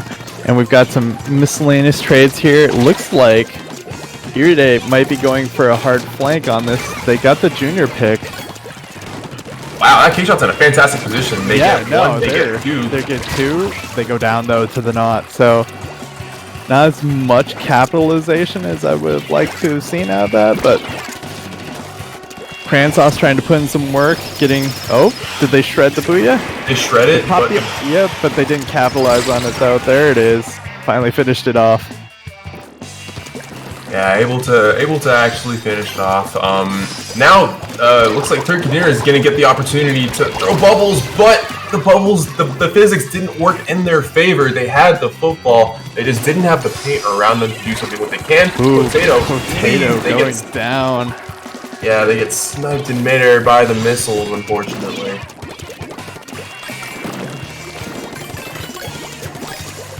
Alright, so Iride definitely has clam advantage here.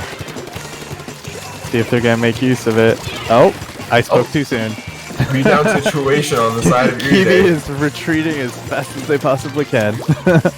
Alright, that's 20 clams, so they can get it down to the 50s if they play this right, actually.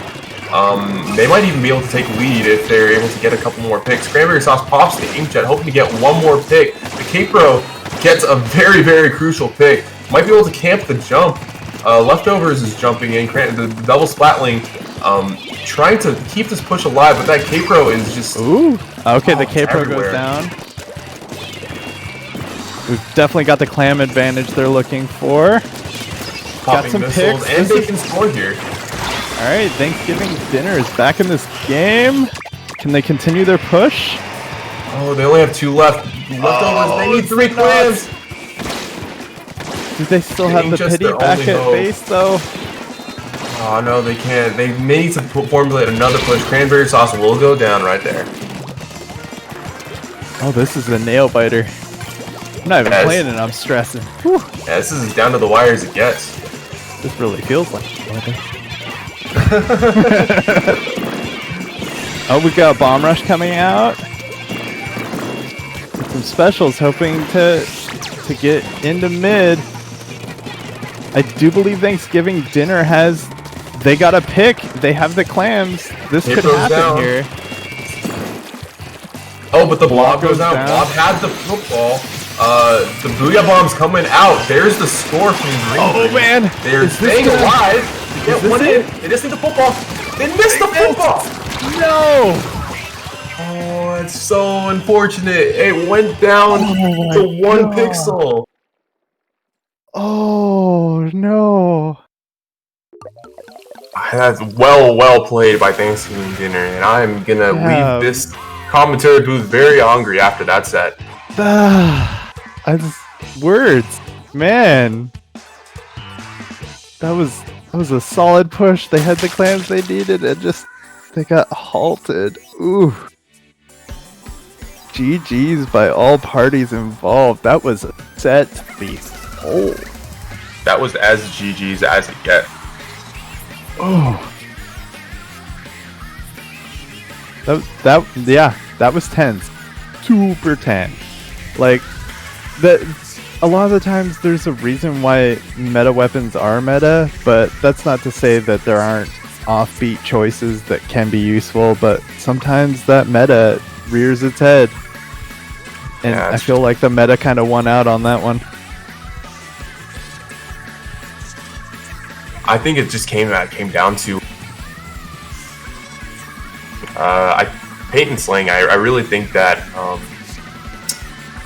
Thanksgiving Dinner had the opportunity to win that game. I mean, obviously they had the opportunity to win that game. Up until the very end. Yeah. Right. Yeah.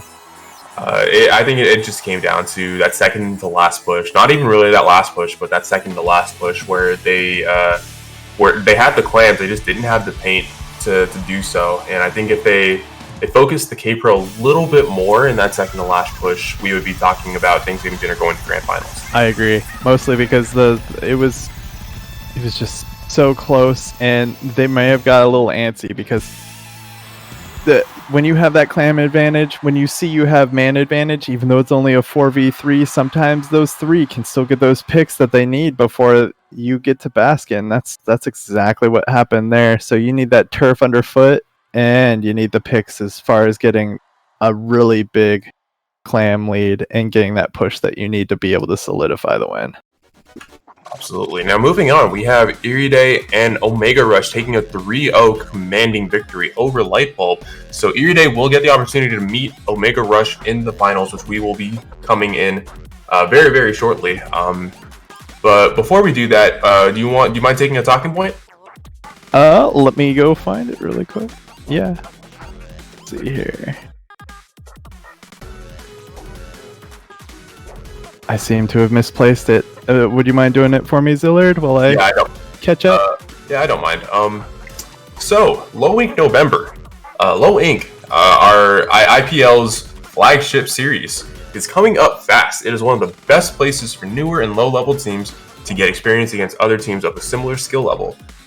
Tournament is starting on Saturday, November 21st. That is 2 weeks from now, 14 days, at 1 p.m. Eastern Time. Check out the IPL Discord for info on signing up. So like Launch Point, which you were talking about last talking point, Low Ink is also it is essentially like the original starting ground for low level teams. And the idea behind Low Ink is, I believe if you're Div 4, if you're listed as Div 4 or above, you get banned. And if you win a tournament of Low Ink, you get banned.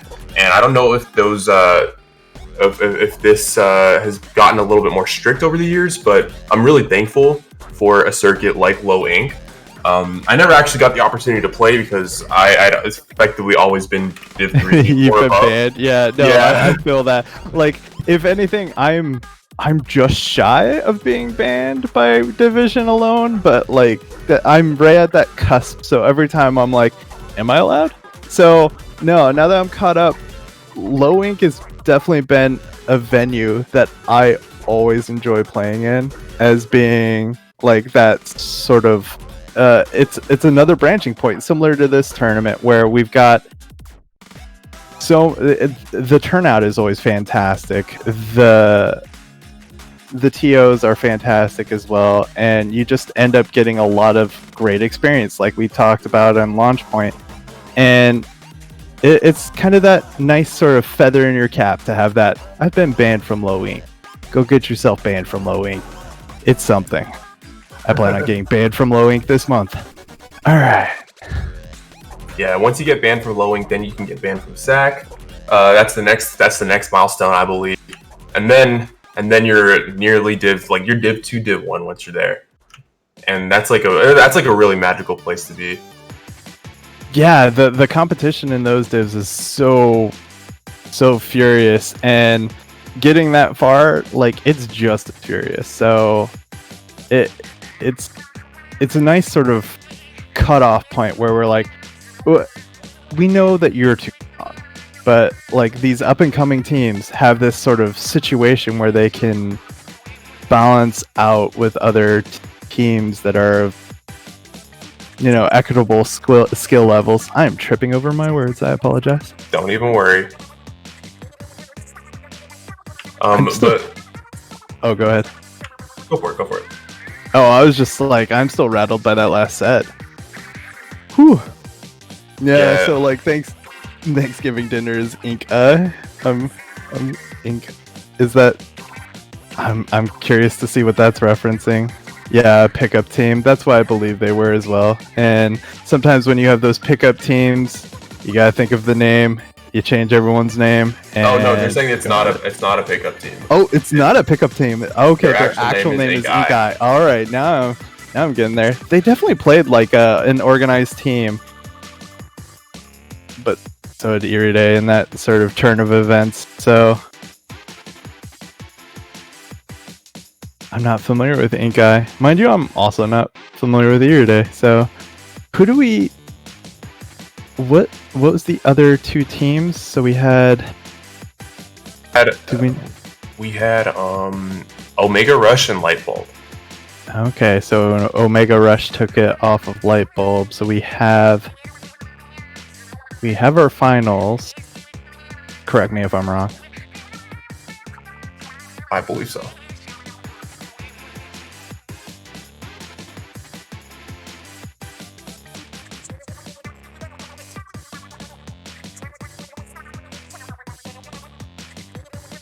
Well, let's see here.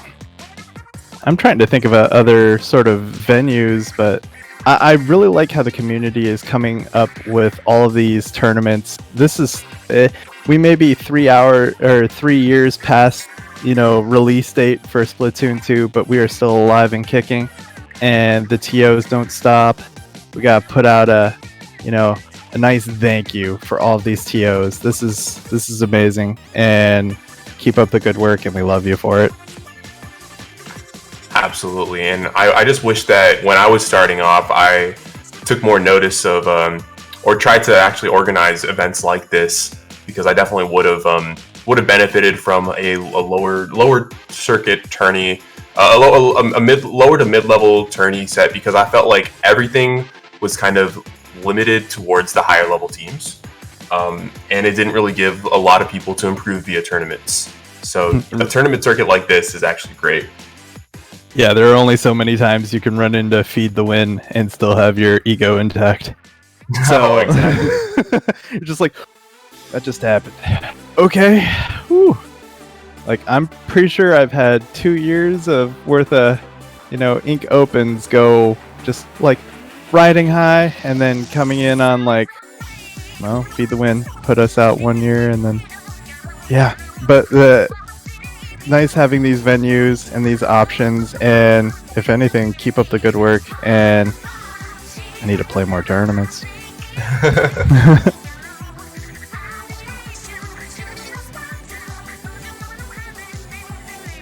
Thanksgiving won your heart. No, I was.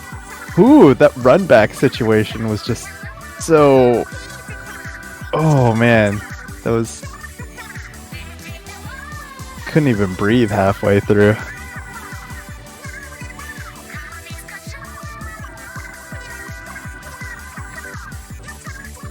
Alright, I think we're still waiting on some people to join the lobby. Yeah, Omega Rush is still trying to join the lobby, but do we have a map list for Grand Finals? Not entirely sure. I've seen one. I'm sure it's there. Let's see if we have a...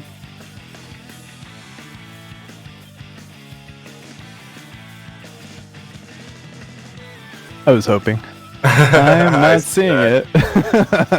Well, I think we're gonna go ahead and start on Rainmaker Snapper. Now, I think every single Rainmaker game that we've commentated has been over like in one push. Like that Manta game that we saw before this, and then the Humpback game. Humpback, yeah, no, absolutely. Rainmaker is very punishing. You need to make sure you stay up and stay alive. Oh, we've got a Grand Finals best of 5 situation with Rainmaker Snapper first. Splat Zone's Piranha Pit, Tower Control the Reef, Plan Blitz Sturgeon Shipyard, and Splat Zone's Mako Mart. I tell you, as a Bamboo main, that map list makes me want to turn my game on, and it's been off for a month. But those are some fantastic Bamboo maps. But I don't think I'm gonna see a Bamboo quite yet, unless Omega Rush surprises me. But ooh, that is a nice map list right there. Yeah, no, and there's definitely some options as far as rollers are concerned too. But well, it might warm your heart some to know that Bamboo hasn't changed much since you left. It's not. It's the Bamboozler 14. No, it's the Bamboozler Mark 1 14, but it's actually 11 instead of 14 because it only takes 11 shots because they nerfed the ink tank. Yeah, that totally makes sense.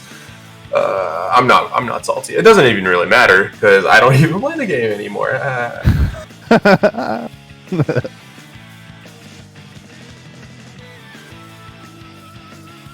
Okay, so we've got the Iride coming back.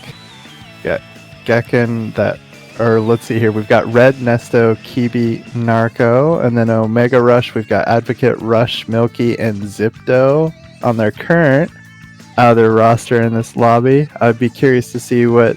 Haven't seen Omega Rush on stream yet, I don't believe. Maybe under Vic and Adarin's turn, but we haven't. So I'm curious to see what they pull out here.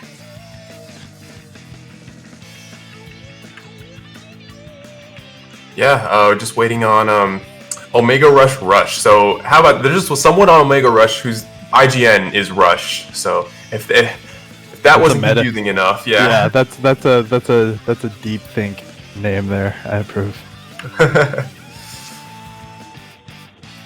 Unfortunately, I can't make so many puns with the name Omega Rush, and I was kind of already stretching with Iride.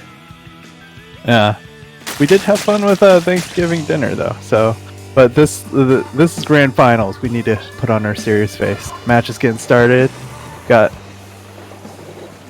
And how about a Tetradualies coming in from the side of Omega Rush? Now, Tetradualies is a really difficult weapon to use, but it can be rightfully oppressive when you have the right person and the cracked enough person to play with it. Now, that Tetradualies is regular firing towards that, smartly opts to actually leave away, and unfortunately gets punished immediately by that heavy splat. So that's the tough part. You have to put yourself in really tough positions, kind of like how rollers do, but you also have to have impeccable aim when you're playing that Tetradualies. Yeah, that aim thing is where I trip, hence the choice of the roller.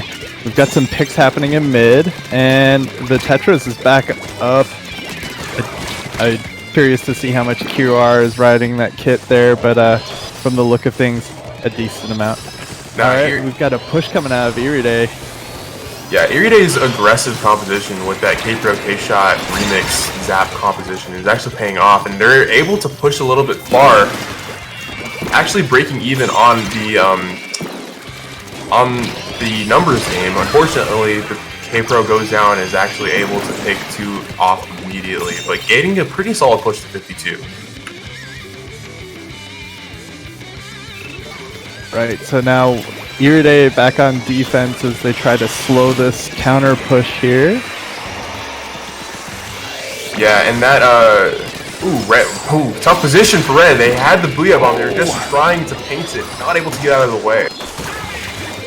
I do believe that's a 3-1 situation for Omega Rush. Could they capitalize here? Yeah, if they're able to pick off that end zap, that is free lead, if not even more. They're up on that plat. I don't know. Snipe. Yeah, I'm not sure about how I feel about that decision, but hey, well, who are we to disagree? Yeah, who are we to decide what works or not? We're not playing the game, they are, and they freaking won. Yeah, we were questioning decisions. I questioned that we were questioning decisions. Very true. But yeah, so that's Rainmaker for you, and exact same story that we've seen from Rainmaker in this tournament. It's just over in an instant. Yeah, you need to be careful with the positioning. You need to be careful with man advantage, and it can be really punishing. Alright, next up we have Splat Zones on Piranha Pit. One of the few instances of zones and having a Ray potential pick here, because Piranha Pit is just so favorable to Stingray.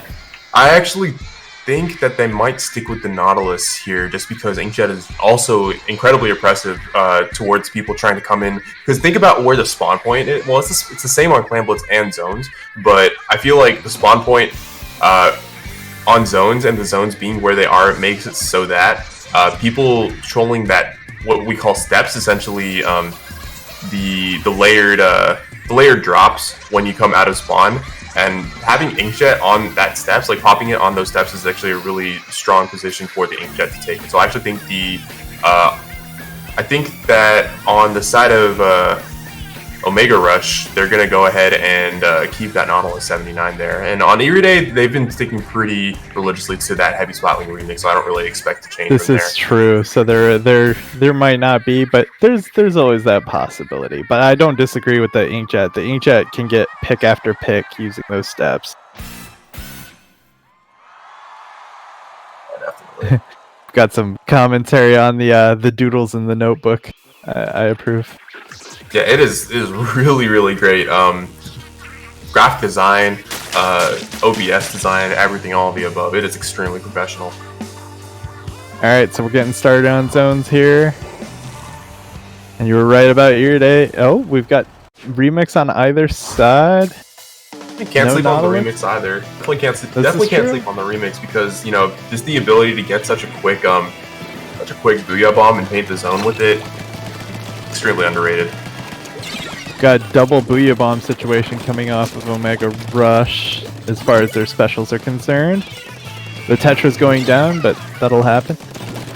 That'll happen a lot when you play Tetris, in any game. A lot of when you play it right, it's still like 17 and 10, and when you play it wrong, it's like 3 and 15. But that's just what it is. So the tail of the tape is usually in the win or the loss. We've got Not some really. bomb pressure coming off from Iride. Booyah Bomb. Not contesting zone with it though. Ooh, we've got some untimely flats here. Iride back in control. I think Omega Rush is having a hard time finding a foothold here. Armor coming out. Yeah, armor coming out. Tetra's in a pretty strong position, holding on to that splashdown. Can they get a pick from here? Oh, they may have pushed a little bit too far. Oh, they got Able a to pick get the and they pick. survived. That's Tetris. Whew. I gotta say, it is refreshing to see splashdowns not get immediately shot out of air. Like, they are always completely punished at the higher level. That's why a lot of people say splashdown is a bad special. I miss day one splashed out so much.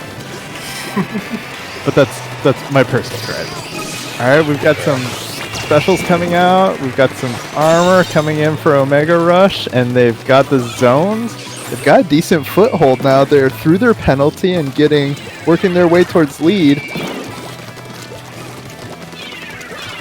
Armor coming out for Iride.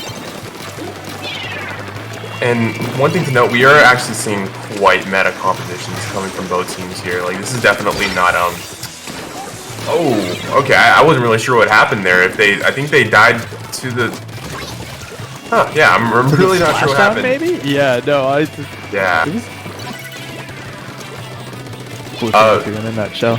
Yeah, timer at 48. It looks like Omega Rush might be able to get the zone if they're able to keep it painted. And they're They able are to getting the take two picks off. they need. This might be lead. This is lead. This is lead, and it actually might be KO if they're going to continue with this pressure. However, the Junior is able to punish the Tetras. Really rare case of the Junior actually outmaneuvering the Tetras. Can they get this punch? Wow! So that's really where the Tetris is strong. Punishing those You just camps. come in and I jump in. agree. Yeah. Now, Omega Rush does actually get the timer put on them now, so Iride actually has the opportunity to take the lead back, but they just don't have the paint or the pick output to do so. Yeah, that might have been a questionable decision on the Tetra, but that's what QR is made for. Like, Exactly. contesting a heavy straight on, maybe. And now Narco doing a really solid decision of Yeah, just keeping his spacing. distance with that. Yeah. Yeah, really great spacing. That's what made the CDS such a strong weapon.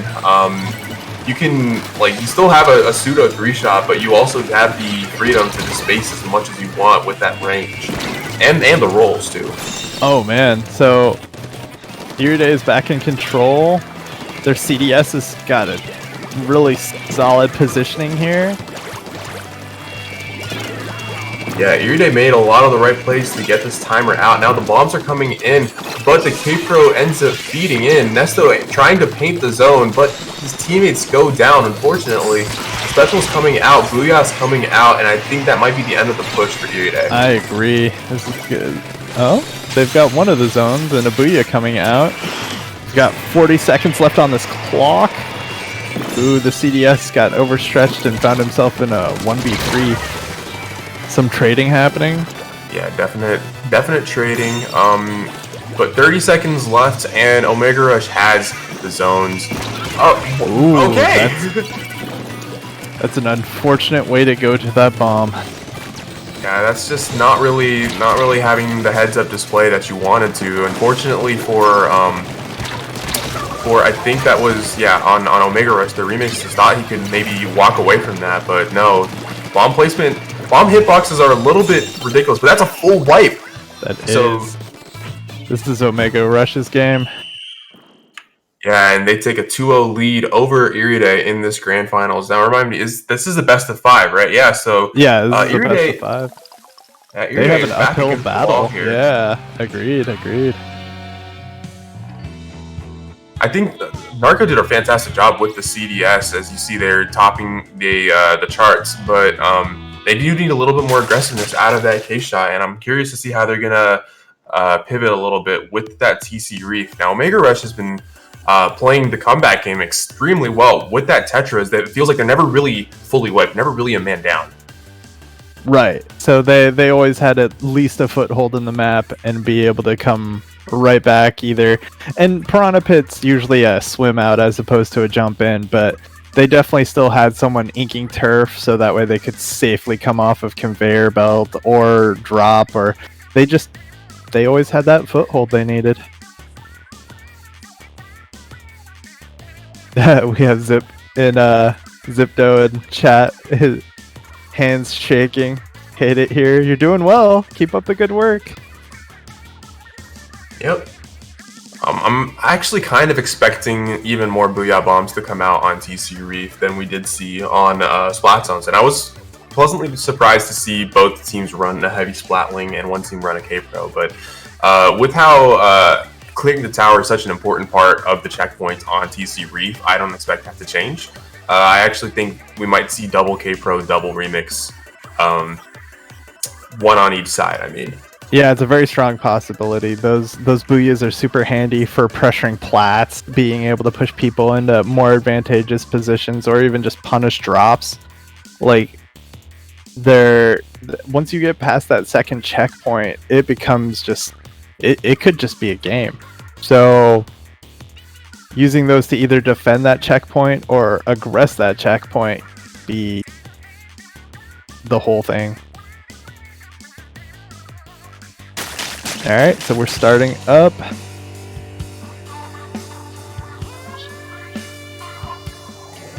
Oh, there's the double Booyah bomb. Oh, an array and a Booyah. Okay. Oh, that's a ray. That's a ray. I have not seen the hero Splatling in a very long time. Right, the remix kind of got in and stayed in. So, but there are choices. This Ray isn't a bad choice here. So it could definitely kind of push the tower around. And someone to point out as the champion of that race Splatling is Newt from the formerly known great Division 1 team as Siege. They were also known as Marauder Esports for a while, and Newt is one of the smartest minds I've ever seen, or I've ever had the pleasure of talking to when it comes to just gameplay. But as we move on, we do see that Omega Rush is getting to that second checkpoint relatively free, actually. Yeah, no, agreed. They've already made it through first checkpoint, nearly made it through second checkpoint. I think they have a pretty decent shot of it here. Oh, the push is starting to fall apart here. Kibi getting very aggressive on that Tetra. Tetra goes down. Tetra does go down. And it looks like the defense is coming back, but at the cost of a checkpoint and a half, actually. You definitely want to see a lot more aggressiveness coming from the team that's 2 down. The Ray, one goes down by Car, a Booyah Bomb, so using those specials to get back in, and they're going to try to push all over again from the look of it. Got Zipdo gets a nice pick there. And the push is still alive, and they're able to push that remix back. They probably wanted to pick on it because now the remix is able to paint a little bit more. But they're at that checkpoint, they're clearing it. That is gone, and the Ray is coming out. The specials are coming out. Now, here's where I think a Booyah Bomb would. Okay. Yeah, but here's where I think on the back line there, a Booyah Bomb with the remix might have been a better play instead of the Ray, because you're forced to move and you don't really get a lot of time and mobility with that Stingray. All right, this is Omega Rush has popped the third checkpoint. This is turning into a very quick game. Oh, and the jump in from the Tetra. Milky makes it into the tower and gets the game called for it. Ooh. Wow, so Omega Rush taking a dominant 6-0 in that top cut, taking over the set even against the team that has gone 6-0 in sets versus games. Now Iride, unfortunately, semifinal, or you're the second place winner here, but you had a fantastic run. You learned a lot of things, and learned that aggressiveness is gonna actually take you really far. Now Omega Rush, they played a fantastic tournament, and we only got to see one set of them. But how about that? Coming back from the 4-1 deficit and just completely sweep the top cut. Yeah, I agree. And that map mode just turns so quickly on that second checkpoint, like I was saying, and they just found themselves a more aggressive position and allowed them to finish out the set. And that was very, very definitive way to end this tournament. Yeah, very definitive way to end the tournament, indeed.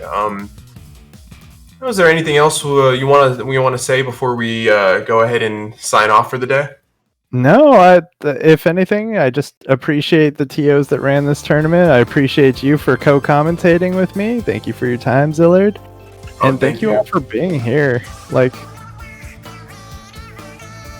Yeah, this has been a fantastic opportunity again. Every single time I don't really play the game anymore, but I'm always around. And I do like to talk about the game, and I do love commentary, and it's always just so much fun, especially to watch people just really give their heart out. Like, they could do anything else with their free time on a Saturday, and they come here to really put on a show. And I just gotta thank everyone for this. And once again, thanks to IPL and people who put together Checkpoint, especially Mocha Splats.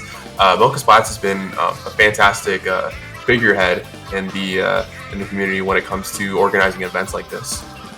Yeah, very heartwarming to have this sort of like Checkpoint 1 being a nice welcoming place for new up-and-coming players, teams, and just keep up the good work, everybody. And we need more of this. We definitely need more of this. All right, well, I've been Zillard. And I have been Sigurd.